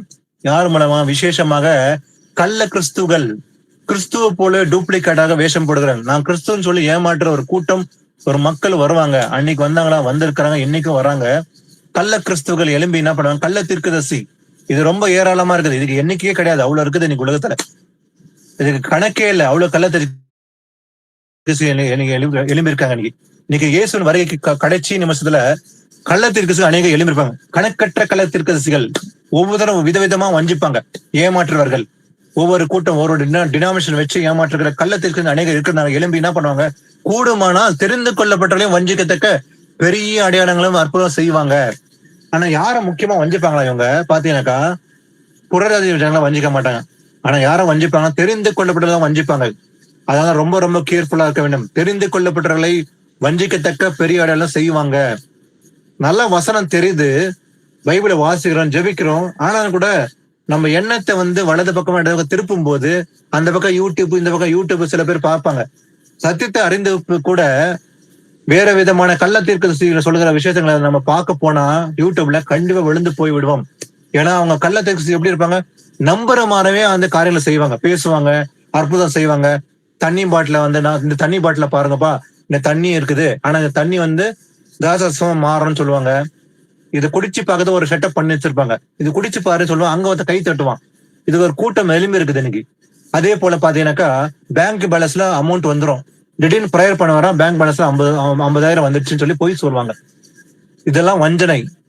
இவங்கெல்லாம் வஞ்சனை செய்யற கூட்டம் இருக்குது இன்னைக்கு. இதை ஏமாந்து போற ஜனங்களும் உண்டு. அதான் சொல்றாரு, யாரும் வஞ்சிப்பாங்களா? தெரிந்து கொள்ளப்பட்டெல்லாம் வஞ்சிக்கத்தக்க அடையாளம் செய்வாங்க. வானத்துல இருந்து அக்னி வருதுன்னு சொல்லுவாங்க. சில இடங்களை பாத்தீங்கன்னா காலை நீளமாக்குவேன், இந்த கால் நார்மலா இருக்க நீளமாக்கிட்டேன்னு சொல்லி போய் சொல்லுவாங்க. ஆனா எல்லாமே கண் துடைப்பு. அதாவது ஆண்டவர் சொல்ல கேர்ஃபுல்லா இருக்க வேண்டும், ஜாக்கிரதையா இருக்க வேண்டும். ஏன்னா யாரும் வஞ்சிப்பாங்களா? தெரிந்து கொள்ளப்பட்டவர்களையும் வஞ்சிப்பார்கள். அதெல்லாம் தெரிந்து கொள்ளப்பட்ட ரொம்ப ரொம்ப கேர்ஃபுல்லா இருக்கணும். முடிவு போறது நல்லது இருக்கிறது ரொம்ப அவசியம். அதனாலதான் யூடியூப்ல போய் பல விதமான பாஸ்டர்ஸ், பல கள்ள போதனையில அந்த அற்புதங்களை பார்க்கவே போகக்கூடாது. நம்ம வசனத்தை அதிகமா தியானிக்கணும். நமக்கு பைபிள் கையில இருக்குது இல்லையா? அப்ப பைபிளை அதிகமா வாசிக்கணும், ஆண்டவரை தேடணும், வசனத்தை ஆராய்ந்து போகணும். இதுதான் ரொம்ப முக்கியம். ஆனா யூடியூப்ல போய் பல விதமான கள்ள தீர்க்கதரிசிகளை சொல்ற அந்த விஷயங்களை கேட்டோம்னா நாமும் வஞ்சிக்கப்பட்டு விடுவோம் என்று வசனம் எச்சரிக்கிறது. வாசிப்போம். அடுத்தது கொலோசியர் 3ஆம் அதிகாரம் 12-13. ஆகையால் நீங்கள் தேவனால் தெரிந்து கொள்ளப்பட்ட பரிசுத்தரும் பிரியமாய் உருக்கமான இரக்கத்தையும் தயவையும் மனத்தாழ்மையையும் சாந்தத்தையும் நீடிய பொறுமையையும் தரித்து கொண்டு ஒருவரை ஒருவர் தாங்கி ஒருவர் பேரில் ஒருவருக்கு குறைபாடு உண்டானால் கிறிஸ்து உங்களுக்கு மன்னித்தது போல ஒருவருக்கொருவர் மன்னியுங்கள். ஆமென். நீங்கள் தேவனால் தெரிந்து கொள்ளப்பட்ட பரிசுத்தரும் பிரியமாய் உருக்கமான இரக்கத்தையும் தயவும் மனத்தாழ்மையும் சாந்தமும் நீடிய பொறுமையும் தரித்து கொண்டு என்ன பண்ணமா? ஒருவர் பேரில் ஒருவருக்கு குறை உண்டால் ஒருவர் மேல் ஒருத்தர் குறை என்ன பண்ணமா? கிறிஸ்து உங்களுக்கு மன்னித்தது போல என்ன பண்ணமா? ஒருவருக்கு ஒருவர் மன்னியுங்கள். மன்னிப்பு என்பது வெளி தோட்டத்தல்ல, அது உள்ளான சோபத்திலிருந்து வர வேண்டும். சில பேர் மன்னித்தேன்னு சொல்லுவாங்க, ஆனா வெளியே வாயில சொல்லிவிடாங்க, உள்ள இருக்கும் அப்படியே உள்ளவே அந்த கசப்பை வச்சுட்டு அப்படியே 4 நாள் போயிட்டு இருப்பாங்க. அந்த மன்னிக்கிறது எப்படி இருக்கணுமா? உள்ளத்துல இருந்து வரணும். கண்டிப்பா ஒருவருக்கு குறை உண்டாலும் மன்னிக்க வேண்டும். கிறிஸ்து உங்களுக்கு மன்னித்தது போல ஒருவருக்கு ஒரு மன்னியுங்கள். மன்னிப்பு என்பது உள்ளத்துல தான் செய்ய வேண்டும், உள்ள சோபாத்துல இருந்து வர வேண்டும், வெள்ளி தோட்டத்துல. அப்ப மன்னிக்கிற விஷயத்துல ரொம்ப ரொம்ப கேர்ஃபுல்லா இருக்க வேண்டும். அடுத்தது வாசிக்கலாம், 1 தெசலோனிக்கர் 1ஆம் அதிகாரம் 3-4 வாசிக்கலாம். நீங்கள் தெரிந்து கொள்ளப்பட்டவர்கள் என்று நாங்கள் அறிந்து எங்கள் ஜெபங்களில் இடைவிடாமல் உங்களை குறித்து விண்ணப்பம் பண்ணி உங்கள் எல்லாருக்காகவும் எப்பொழுதும் தேவனை ஸ்தோத்தரிக்கிறோம். ஆமென். நீங்கள் தெரிந்து கொள்ளப்பட்டவர்கள் என்று நாங்கள் அறிந்து, போல் கூறுகிறார், நீங்கள் தெரிந்து கொள்ளப்பட்டவர்கள், அதனால அதை நாங்கள் அறிந்து கூட நாங்க என்ன செய்கிறோம், எங்கள் ஜெபங்களில் இடைவிடாமல் உங்க குறித்து விண்ணப்பம் பண்ணி உங்களுக்கு எல்லோருக்காகவும் எப்போதும் தேவனை ஸ்தோத்தரிக்கிறோம். அப்ப தெரிந்து கொள்ளப்பட்ட நாம கூட ஒருவருக்கு ஒரு ஜபிப்பது அவசியம், ஊக்கமா ஜபிப்பது அவசியம். அப்ப நாம எல்லாரும் தெரிந்து கொள்ளப்பட்ட சந்ததியா இருக்கிறோமா? ஆம், நாம எல்லாரும் தெரிந்து கொள்ளப்பட்ட சந்ததியா இருந்தா நாமும் நம்முடைய கடமை என்ன? ஜெபம் செய்வது நம்முடைய கடமை. இடைவிடாமல் ஒருவர் பேர் ஒருவருக்கு குறைகளை மன்னிச்சு வேண்டுதல் செய்வது அவசியம். உங்களை குறித்து விண்ணப்பம் பண்ணினேன் சொல்லி பவுல் கூறுவது போலவே இடைவிடாமல் உங்களுக்கு குறித்து விண்ணப்பம் பண்ணினேன். ஏன்னா நீங்களா தெரிந்து கொள்ளப்படல, அறிந்துதான் நான் செய்யறேன், உங்களுக்காக ஜெபம் பண்ணினேன், இடைவிடாமல் உங்களுக்கு விண்ணப்பம் பண்ணி உங்களுக்கு எல்லோருக்காகவும் எப்போதும் தேவனை ஸ்தோத்தரிக்கின்றோம். அதே போலதான் நமக்குள்ள இருக்க வேண்டும். பவுல் கூறுவது போலவே நாமும் ஒருவருக்கு ஒருவர் ஜெபிப்பது அவசியம். இல்ல நாம் எல்லாரும் எப்படி இருக்கிறோம்? தேவனால் தெரிந்து கொள்ளப்பட்ட சந்ததியை போல இருக்கிறோம். வாசிப்போம் 2 தீமோத்தேயு 2ஆம் அதிகாரம் 9-10 வாசிக்கலாம். இந்த சுவிசேஷத்தின் நிமித்தம் நான் பாதகன் போல கட்டப்பட்டு துன்பத்தை அனுபவிக்கிறேன். தேவ வசனமோ கட்டப்பட்டிருக்கவில்லை. ஆகையால் தெரிந்து கொள்ளப்பட்டவர்கள் கிறிஸ்து இயேசுவினால் உண்டான ரட்சிப்பை நித்திய மகிமையோட பெற்றுக்கொள்ளும்படி சகலத்தையும் அவர்கள் நிமித்தமாக சகிக்கிறேன். ஆமென். பவுல் கூறுகிறார், இந்த சுவிசேஷத்தின் மித்தம் நான் பாதகன் போல் கட்டப்பட்டு. அப்ப காஸ்பல் நிமித்தமாக நாம போல பாதகங்களை போலதான் இருப்போம், கட்டப்பட்டு துன்பத்தை அனுபவிக்கிறேன்னு சொல்லி பவுல் கூறுவது போல நாமளும் துன்பத்தை அனுபவித்தால் சந்தோஷப்பட வேண்டும். காஸ்பலுக்காக நம்ம துன்பத்தை அனுபவித்தால் அது சந்தோஷமாக எண்ண வேண்டும். தேவ வசனமும் கட்டப்பட்டு இருக்கவில்லை. ஆனா ஆகையால் தெரிந்து கொள்ளப்பட்டவர்கள் கிறிஸ்து இயேசுவினால் உண்டான ரட்சிப்பை நித்திய மகிமையோடு பெற்றுக்கொள்ளும்படி சகலத்தையும் அவர்கள் நிமித்தமாக சகிக்கிறேன் சொல்லி பவுல் கூறுவது போல நாம் கூற வேண்டும். தெரிந்து கொள்ளப்பட்ட கிறிஸ்து இயேசுவினால் உண்டான ரட்சிப்பை நித்திய மகிமையோடு பெற்றுக்கொள்ளும்படி, அதை பெற்றுக்கொள்ளும்படி நாம் என்ன செய்ய வேண்டும்? சகலத்தையும் அவள் நிமித்தமாக சகிக்கிறேன் சொல்லி சொன்னது போல நாமும் இருக்க வேண்டும். கடைசியா வாசிக்கலாம், ஒரு 2 வசனம் முக்கியமா வாசிக்கலாம். யோவான் 6:44 ஃபர்ஸ்ட் வாசிக்கலாம். யோவான் 6:44. John 6:44 வாசிக்கலாம் ஃபர்ஸ்ட். என்னை அனுப்பின பிதா ஒருவனை இழுத்து கொள்ளாவிட்டால் அவன் என்னிடத்தில் வரமாட்டான். கடைசி நாளில் நான் அவனை எழுப்புவேன். ஆமென். என்னை அனுப்பின பிதா ஒருவனை இழுத்துக் கொள்ளாவிட்டால் அவன் எண்ணத்தில் வரமாட்டான். கடைசி நாளில் நான் அவனை எழுப்புவேன். எல்லாருமே காஸ்பலை அறிந்திருக்கிறாங்க. இன்னைக்கு அநேகர் இயேசு அறிந்திருக்கிற மக்கள், கோடிக்கணக்கான மக்கள் அறிந்திருக்கிறாங்க. இயேசு யாருன்னு நல்லாவே தெரியும் நிறைய பேருக்கு. ஆனா எல்லாருமே இயேசு தேடி வராங்களான்னு பாத்தீங்கன்னா இல்ல. இன்னைக்கு உலகம் முழுசும் கிறிஸ்துவர்கள் என்ற பெயர் பெற்ற அநேகர் இருக்கிறாங்க, கோடிக்கணக்கான மக்கள் இருக்கிறாங்க. அதனால எல்லாருமே இயேசு கிறிஸ்து அறிந்து அவர் இடத்துல வராங்களான்னு பாத்தீங்கன்னா இல்ல. அப்போ என்னை அனுப்பின பிதா ஒருவனை இழுத்துக் கொள்ளாவிட்டால் அவன் எண்ணத்தில் வரமாட்டான். அப்ப யாரு வருவாங்க? பிதா இழுத்து கொண்டாதான் வர முடியும் இல்லைங்களா? அப்ப கடைசி நாளில் நான் அவனை எழுப்புவேன் என்று எழுதிருக்க பிரகாரமாக எல்லாரும் இயேசு கிறிஸ்துவை ஏற்றுக்கொண்டு வருவதில்லை. பிதா ஒருவன் இழுத்துக் கொள்ளாவிட்டால் அவன் இடத்தில் வர முடியாதுன்னு சொல்லி இயேசு கிறிஸ்து கூறுகிறார். அப்போ அந்த ரேஷியோ என்பது அந்த ரேஷியோ என்பது ரொம்ப குறைவுதான். ஒரு சிலர் மாத்திரமே இங்கும் அங்கமாக இயேசு தேடி வராங்க. பிதா இழுத்து கொண்டா பிதாவின் அருள் பெறாவிட்ட ஒருத்தர் வர முடியாதுன்னு சொல்லி இயேசு கிறிஸ்து கூறுகிறார். அப்ப அந்த ரேஷியோ கம்மியா இருக்கிறதுனால நாம் முந்திக் கொள்ள வேண்டும். நாம் அதனாலதான் ஒருபோதும் அந்த விசுவாசத்தை விடக்கூடாது. தளர்ந்து போகாமல் சோர்ந்து போகாமல் விசுவாசத்தோடு நம்ம நடப்பது அவசியம். கடைசி நாட்கள்ல விசுவாசம் சோதனை வரும். எத்தனை பேர் விசுவாசம் நடப்பாங்க நிற்பாங்கன்னு சொல்லி நமக்கும் தெரியாது. ஆனா நம்முடைய விசுவாசத்தை காத்துக் கொள்வதற்கு நாம் முயற்சி செய்ய வேண்டும். இந்த வலது பக்கம் இடது பக்கம் சாய்ந்து விடாம இயேசு அழைத்த அந்த அழைப்பிலே பொறுமையோடு நடப்பது அவசியம். அநேக காரியங்களை மனதுக்குள்ள வைத்துக் கொண்டு கஷ்டங்களை உண்டானால் சிலர் விழுந்து போவாங்க. அதனால ஒருபோதும் நினைக்காம நம்ம அழைத்த தேவன் உண்மையிலவர், நான் அந்த பந்தை போல பெற்றுக்கொள்வதற்கே ஓடுகிறேன்னு சொல்லி ஓட்டத்தோட தான் ஓட வேண்டும். அந்த ஒரே ஒரு எண்ணத்தோட ஓடுவோமாகில் நாம் அந்த பந்தை போல பெற்றுக்கொள்வோம். அதே போல பாக்குறோம், ஒருவன் என் பிதாவின் அருளை பெறாவிட்டால் என்னிடத்துக்கு வரமாட்டான் என்று இதன் மித்தம் உங்களுக்கு சொன்னேன் சொல்லி இயேசு கிறிஸ்து கூறுகிறார். அப்போ ஒரு பிதாவின் அருளை பெற்றுக்கொள்ள வேண்டும். பிதாவின் அருளை பெற்றுக்கொள்ளாவிட்டால் வர முடியாது சொல்லி இயேசு கிறிஸ்து கூறுகிறார். அப்ப யார் வர முடியும்? பிதாவின் அருள் பெற வேண்டும். அப்ப பிதாவின் அருள் பெற வேண்டும் என்றால் இந்த சத்திய வசனங்களை கை கொண்டு நடப்பது அவசியம். கடைசிய வாஸ்து முடிக்கலாம். 1 தெசலோனிக்கர் 5ஆம் அதிகாரம் 23, 24.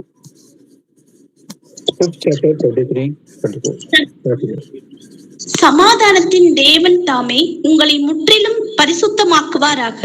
உங்கள் ஆவி, ஆத்மா, சரீரம் முழுவதும் நம்முடைய கர்த்தராகிய இயேசு கிறிஸ்து வரும்போது குற்றமற்றதாய் இருக்கும்படி காக்கப்படுவதாக. உங்களை அழைத்தவர் உண்மை உள்ளவர், அவர் அப்படியே செய்வார். ஆமென். ஆமே. சமாதானத்தின் தேவன் தாமே உங்களை முற்றிலும் பரிசுத்தமாக்குவாராக. அப்ப நம்மளை பரிசுத்தம் பண்றது யாரு? ஆவியானவர் நம்ம பரிசுத்தம் பண்ணுவார். எப்படி? அப்படி சத்திய வசனத்தின் நிமித்தமாக நாம் பரிசுத்தம் அடைகிறோம். வசனம் தான் நம்ம பரிசுத்தம் பண்ண முடியும். அப்ப உங்கள் ஆவி, ஆத்மா, சரீரம், நம்முடைய ஆவி, ஆத்மா, சரீரம் முழுவதும் கம்ப்ளீட்டா எப்படி இருக்க வேண்டுமா? நம்முடைய கர்த்தராக இயேசு கிறிஸ்து வரும்போது, இந்த 2ஆம் வருகும் போது நம்முடைய எப்படி இருக்க வேண்டுமா? குற்றமற்றதாக இருக்கும்படி காக்கப்பட வேண்டும். இது 3 காக்கப்பட வேண்டும். எது? சரீரம், ஆத்மா, அதே போல ஆவி. இது 3 காக்கப்பட வேண்டும். Spirit, soul and body. இது 3 அவசியம். சரீரம் சாதாரண விஷயம் தானே, மனுத்தான போக போகுது, அதனால என்னப்பா அப்படின்னு அசட்டா பண்ண முடியாது. ஏன்னா சரீரத்தின் நிமித்தமாக செய்யற பாவம் அது நம்ம ஆத்மாவை கரைப்படுத்த முடியும். அதனால 3 குற்றம் இல்லாம இருக்க வேண்டும். அப்போ சரீரமும் குற்றம் இல்லாம இருக்க வேண்டும், அதே போல ஆவி, ஆத்மா 3மே குற்றம் இல்லாம இருக்க வேண்டும். இது 3மே காக்கப்பட வேண்டும். இயேசு கிறிஸ்து வரும்போது குற்றமற்றதாக இருக்கும்படி காக்கப்பட வேண்டும். ஏன்னா உங்களை அழைக்கிறவர் உண்மை இல்லவர். இயேசு கிறிஸ்து எப்படிப்பட்டவர்? அவர் உண்மை இல்லவர், அவர் பரிசுத்தர். அதனால் அவர் அப்படியே செய்வார். நீங்களும் பரிசுத்தமா இருக்கும். உங்களை அழைத்த தேவன் பரிசுத்தர், ஆனால் நீங்களும் பரிசுத்தமா இருங்கள் என்று கர்த்தர் கூறுவது போலவே நாம் வருகின் போதும் குற்றம் இல்லாமல், கரைத்திரை இல்லாமல் காக்கப்பட வேண்டுவது அவசியம். சோ இன்னைக்கு தெரிந்து கொள்ளப்பட்டவர்கள் என்ற விஷயத்துல நம்ம பார்த்தோம். ஆண்டவர் இந்த ஊமையை சொல்லுகிறார் இல்லைங்களா? மத்திய 22ஆம் அதிகாரத்துல அந்த ஊமையை பார்த்தோம். அதாவது ராஜாவின் குமாரனுக்கு ஒப்பா இருக்கிற அந்த ஊமை கல்யாணத்துக்கு ஒப்பிட்டு அந்த ஊமையை பார்த்தோம் இல்லைங்களா? அதுல முக்கியமா சொல்றது, அநேகர் ஆண்டவர் அழைக்கிறாரு, ஆனா அழைக்கப்பட்டவர்கள் அதுல அபாத்தனா போறாங்க. ஆனா தெரிந்து கொள்ள மற்ற சிலர் மாத்தமே பங்கு கொள்றாங்க. இயேசு கிறிஸ்துவின் வருகைக்கு முன்பாக ஆண்டவர் அழைப்பை விடுகிறார். இன்னைக்கு கூட இந்த கடைசி நாட்கள, கடைசி நிமிஷத்துல ஆண்டவர் மனம் திரும்படி அநேகர் அழைப்பு விடுகிறார். ஆனா யாரெல்லாம் அழைப்புக்கு பாத்திரம் நடந்து கொண்டு அழைப்பை ஏற்றுக்கொண்டு விசுவாசம் படி நடக்கிறாங்களோ அவங்க மட்டும் தப்பிக்க முடியும் சொல்லி பார்த்தோம். அந்தபடி அழைக்கப்பட்டவர்கள் அநேகர், ஆனா தெரிந்து கொள்ளப்பட்டவர்களோ சிலர் என்று பார்த்தோம். ஆனா சிலர் நாம இருக்க வேண்டும் தான் முயற்சி செய்ய வேண்டும். அப்ப நோவா தன்னை மாத்திரமல்ல தன் குடும்பத்தை காத்து கொண்டான். 8 பேர் தப்பிச்சுக்கினாங்க இல்லைங்களா? பெரிய பேர் அழிவு வந்தது, ஜலப்பிரயம் வந்தது, அதுல எல்லாரும் மாண்டு போனார்கள். தப்பித்தது வெறும் 8 பேர். கை விரல் வைத்து எண்ணக்கூடும் இல்லைங்களா? 8 பேர்ன்றது ரொம்ப கம்மி. உலகம் முழுசும் பெரிய ஜலப்பிரயம் வந்தது, கோடிக்கணக்கான மக்கள் இழந்து போனார்கள். ஆனா 8 பேர் தப்பித்து விட்டார்கள். அப்ப இயேசு கிறிஸ்துவின் வருகையின் போது அதே போல நடக்கும் என்று முன்குறித்து எச்சரித்து இருக்கிறார். மனுஷகுமார் வரும்போது நோவா நாட்டில் நடந்த போல மனுஷகுமார் நாட்கள் நடக்கும் என்று எச்சரித்திருக்கிறார். அப்ப இயேசுவின் வருகையின் போது கூட தப்பிப்பது கொஞ்சம் பேர் தான் இருப்பாங்கன்னு சொல்லி நல்லாவே கிளியரா இருக்குது. அப்ப அந்த ரேஷியோக்குள்ள நாமும் பங்கு கொள்ள வேண்டும். தெரிந்து கொள்ளப்படலாக நாமும் நிலைத்திருந்து முடிவு நிலைத்திருந்தால் நாமும் தப்பித்துக் கொள்ள முடியும். அப்ப இயேசு அழைக்கும் போது அந்த அழைப்புக்கு பார்த்தா நடந்து கொண்டு நாம் அழைப்புக்குள்ள வந்து விட வேண்டும். வந்து விட்டால் தப்பித்துக் கொள்ள முடியும். இல்ல அசட்டை பண்ணி இயேசு வரமாட்டாருப்பா நாம தாமதிக்கும் போது ஜலப்பிரயம் வந்தது போல திடீர்னு நம்ம மேல வந்துவிடும். அது ஒரு கண்ணியை போல இருக்கும் போது அப்ப நாம் தப்பித்துக் கொள்ள என்ன செய்ய வேண்டும்? அது வருகை மட்டும் நிலைத்திருந்து கனி கொடுத்து ஆவி, ஆத்மா, சரீரத்தை கலைத்திரையற்றலாக நாம் நிலைத்திருந்தால் நாம் தப்பித்துக் கொள்ள முடியும் என்பதை பார்த்தோம். இது வரைக்கும் இயேசு கிறிஸ்து அது வருகின் போது நாம் எப்படி இருக்க வேண்டும்? அழைக்கப்பட்டவர்களாக இருக்கிற நாம பரிசுத்தமா இருக்க வேண்டும், கரைத்திரலாக இருக்க வேண்டும் என்பதை குறித்து நாம் ஆராய்ந்து பார்த்தோம். அவருக்கே நன்றியும் புகழ்ச்சியும் கனமும் செலுத்துவோம். ஆமீன். ஓகே பிரதர்ஸ் சிஸ்டர்ஸ், ஒரு முடிவு ஜெபத்தை யாருன்னா செய்யலாம். ஒரு பினிஷிங் ப்ரேயர் யாரா ஒருத்தர் பண்ணுங்க. ஒரு முடிவு ஜெபம் பண்ணுங்க. பண்ணுங்க. அப்பா ஏசப்பா, ஏதோ கடந்த 1 மணி நேரமாக சகோதரரை மறைத்து ஆவியானவரே நீங்க எங்களிடம் அற்புதமான தேவ வசனத்தை கொடுத்திருக்கின்றப்பா. அழைக்கப்பட்டவர்கள் பலர், தெரிந்து கொள்ளப்பட்டவர்கள் சிலர். ஆமாண்டவரே, இந்த வீட்டு சபை கூடுகையிலே தெரிந்து கொள்ளப்பட்டவர்களாக இருக்கிறோம் அப்பா. நாங்க சிலராக இருந்தாலும் தேவ வசனத்தை மூப்பர்கள் வழியாக நாங்கள் அறிந்து கொண்டு அதை தினந்தோறும் ஆராய்ந்து பார்க்கக்கூடிய பாக்கியத்தை கொடுத்திருக்கின்றப்பா. ஆமாண்டவரை, நாங்கள் தாயின் கருவில் உருவாவதற்கு முன்பே, இந்த உலகம் தோற்றம் உருவாவதற்கு முன்பே எங்களை தெரிந்து கொண்டு விட்டீரப்பா. அந்த பாக்கியத்திற்காக உமக்கு கோடான கோடி நன்றி அப்பா. அதை இப்படியே விட்டு விடாமல் ஆண்டவரே, தினந்தோறும் நாங்கள் தேவ வசனத்தை நேரம் கிடைக்கும் போதெல்லாம் படிக்க வேண்டும் அப்பா. குறைந்தது 3-4 அதிகாரம் தினந்தோறும் படித்து அதை ஆராய்ந்து பார்க்க வேண்டும். அதில் ஏதாவது விளக்கம் தேவைப்பட்டால் மூப்பர்கள், சகோதரர்கள், சகோதரிகளை அணுகி நாங்கள் தெரிந்து கொள்ள வேண்டும் அப்பா. ஆமாண்டவரை, உமது வசனம் சத்திய வசனம். உமது சத்திய வசனத்தை நாங்கள் நன்றாக அறிந்து அதை கை கொள்ளும் பொழுது, ஏதோ ஆண்டவரே, அந்த பரமபிதா எங்களுக்கு கொடுக்கப்பட்டிருக்கின்ற அந்த பந்தய பொருளை நோக்கி நாங்கள் ஓடிக்கொண்டிருக்கின்றோம் அப்பா. அது நித்திய ஜீவன் அப்பா. முடிவு பரியந்தம் வரைக்கும் ஆண்டவரை தேவ வசனத்தை இன்னும் பரிபூரணமாக அறிந்து கொண்டு அதை எங்கள் செயல்களில் நற்கிரியில் மூலமாக காண்பித்து எங்க ஆவி, ஆத்மா, சரீரம் மூன்றையும் பரிசுத்த உள்ள சரீரமாகவும் ஆத்மாவும் ஆவியாகவும் இருக்க வேண்டும் அப்பா. அதற்கு ஆண்டவரே, எங்கள் இருதயத்திலே நாங்கள் கற்றுக்கொள்ளுகின்ற அனைத்து தேவ வசனங்களும் கொண்டு போய் தங்கி நிலையாக நிற்க வேண்டும் அப்பா. அப்பொழுது எங்களுடைய இருதயம் ஆவியால் நிரப்பப்பட்டு பரிசுத்தமாக, ஆண்டவர் இயேசு கிறிஸ்து எப்படி பரிசுத்தராக இருந்தாரோ நாங்களும் பரிபூரண பரிசுத்தமாக இருக்க வேண்டும் அப்பா. பரிசுத்தம் உள்ளவர்கள் மேலும் பரிசுத்தமாகட்டும், நீதிமான்கள் மேலும் நீதிமான்களாகட்டும் என்று கூறியிருக்கின்றார் ஆண்டவரே. ஆமாண்டவரே, இந்த உலகத்தில் வாழும் வரை நாங்கள் தேவ வசனத்தை முழுமையாக அறிந்து கொண்டு 100% ஆண்டவரை பரிசுத்தம் உள்ளவர்களாகவும் நீதிமான்களாகவும் நாங்கள் முடிவு பரியந்தம் வரைக்கும் ஆண்டவரை நித்திய ஜீவனை பெறுவதற்காக ஓடிக்கொண்டே இருக்க வேண்டும் அப்பா. இந்த உலக ரீதியான மாயையில் சிக்கிக்கொண்டு நாங்கள் புலம்பி தவித்து விடாமல் ஆண்டவரே, உமது தேவ வசனத்தை கொண்டு நாங்கள் இந்த உலக ரீதியான காரியங்களில் விட்டு வெளியே வந்தார் உமது நித்திய ஜீவனுக்காகவே எங்கள் ஆவி, ஆத்மா, எங்களுடைய சரீரம் எல்லாம் அதற்காகவே இனிவரும் நாட்கள் பயன்படுத்தப்பட வேண்டும் அப்பா. அப்படிப்பட்ட ஒரு திராணியை தாங்க, தைரியத்தை தாங்க, மன உறுதியை தாங்க. நாங்கள் எந்த விதத்திலும் இந்த உலக ரீதியான காரியத்தில் சிக்கிக்கொண்டு மனம் சோர்ந்து விடாமல், தளர்ந்து விடாமல், ஆண்டவரின் தேவ வசனம் ஒன்று மட்டுமே நமக்கு நித்திய ஜீவனை தரும். முடிவு பறக்கும் வரைக்கும் நான் தேவ வசனத்தை கை கொண்டு அதன்படி நடந்து என்னுடைய சகோதர சகோதரிகளுக்கு எல்லா நேரங்களிலும் ஆண்டவரை இந்த சீசர்களாக மாறி எத்தனை ஆத்மாக்கள் எங்கள் குடும்பத்திலே மனம் மாறாமல் இருக்கின்றதோ, முதலாவதாக எங்கள் குடும்பத்தில் உள்ள குடும்ப உறுப்பினர்களின் ஆத்மாக்களை இறைவன் பக்கம் மனம் திரும்புவதற்கு நாங்கள் தேவ வசனத்தை தைரியமாக அவர்களுக்கு போதிக்கக்கூடிய திராணியை தாங்கப்பா. முதலாவது நாங்கள் உமது கட்டளைகளுக்கு கீழ்ப்படிய வேண்டும் அப்பா. முழுமையாக கீழ்ப்படியும் அப்பா. மன தாழ்ச்சியுடனும் நீடிய பொறுமையுடனும் சாந்தத்துடனும் உமது வசனத்துக்கு நாங்கள் முற்றிலுமாக பரிபூரணமாக மனம் மாறி மனம் திரும்பி நாங்கள் எங்களை முழுவதும் ஆவி, சரீரம், ஆத்மா முழுவதுமே பாதத்தில் ஒப்புக் கொடுக்க வேண்டும் அப்பா. அப்போதுதான் ஆண்டவரை எங்கள் நற்கிரியில் பார்த்து எங்கள் குடும்பத்தில் உள்ள மற்ற உறுப்பினர்கள் அவர்களும் மனம் மாறுவதற்கு நாங்கள் வசனங்களை அவர்களுக்கு அறிவிக்கக்கூடிய அந்த தைரியத்தை தருவீங்க, பாக்கியத்தை தருவீங்க.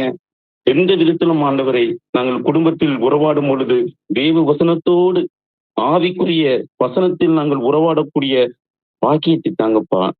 இந்த விதத்திலே அப்பா, இன்றைக்கு அற்புதமாக சகோதரரை மறித்து ஆவியின் வசனங்களை கொடுத்துமே கோடான கோடி நன்றி அப்பா. இந்த கூடுகையிலே பங்கு கொண்ட சகோதரர்கள், சகோதரிகள், பிள்ளைகள், பெரியவர்கள் அனைவரையும் ஆசிர்வதித்து இந்த வசனத்தை அவர்கள் கொண்டு செல்ல வேண்டும் அப்பா. அவர்கள் குடும்பத்தில் மற்ற உறுப்பினர்களுக்கும் அறிவிக்கக்கூடிய அந்த தைரியத்தை தாங்க. அவர்கள் குடும்பத்தில் இந்த தேவ வசனத்தின் மூலமாக சமாதானம் என்றும் நிலைத்து நிற்க, ஆவியின் கனிகள் என்றும் அவர்கள் குடும்பத்தில் நிலைத்து நிற்க ஒவ்வொருவரையும் மகா கிறிஸ்துவின் பரிசுத்த நாமத்தினாலே ஆசீர்வதிக்கிறேன் எங்கள் ஜீவனுள்ள நல்ல பிதாவே. ஆமேன். ஆமேன். ஆமேன். Praise the lord, brothers, sisters. Thank you, brothers, sisters.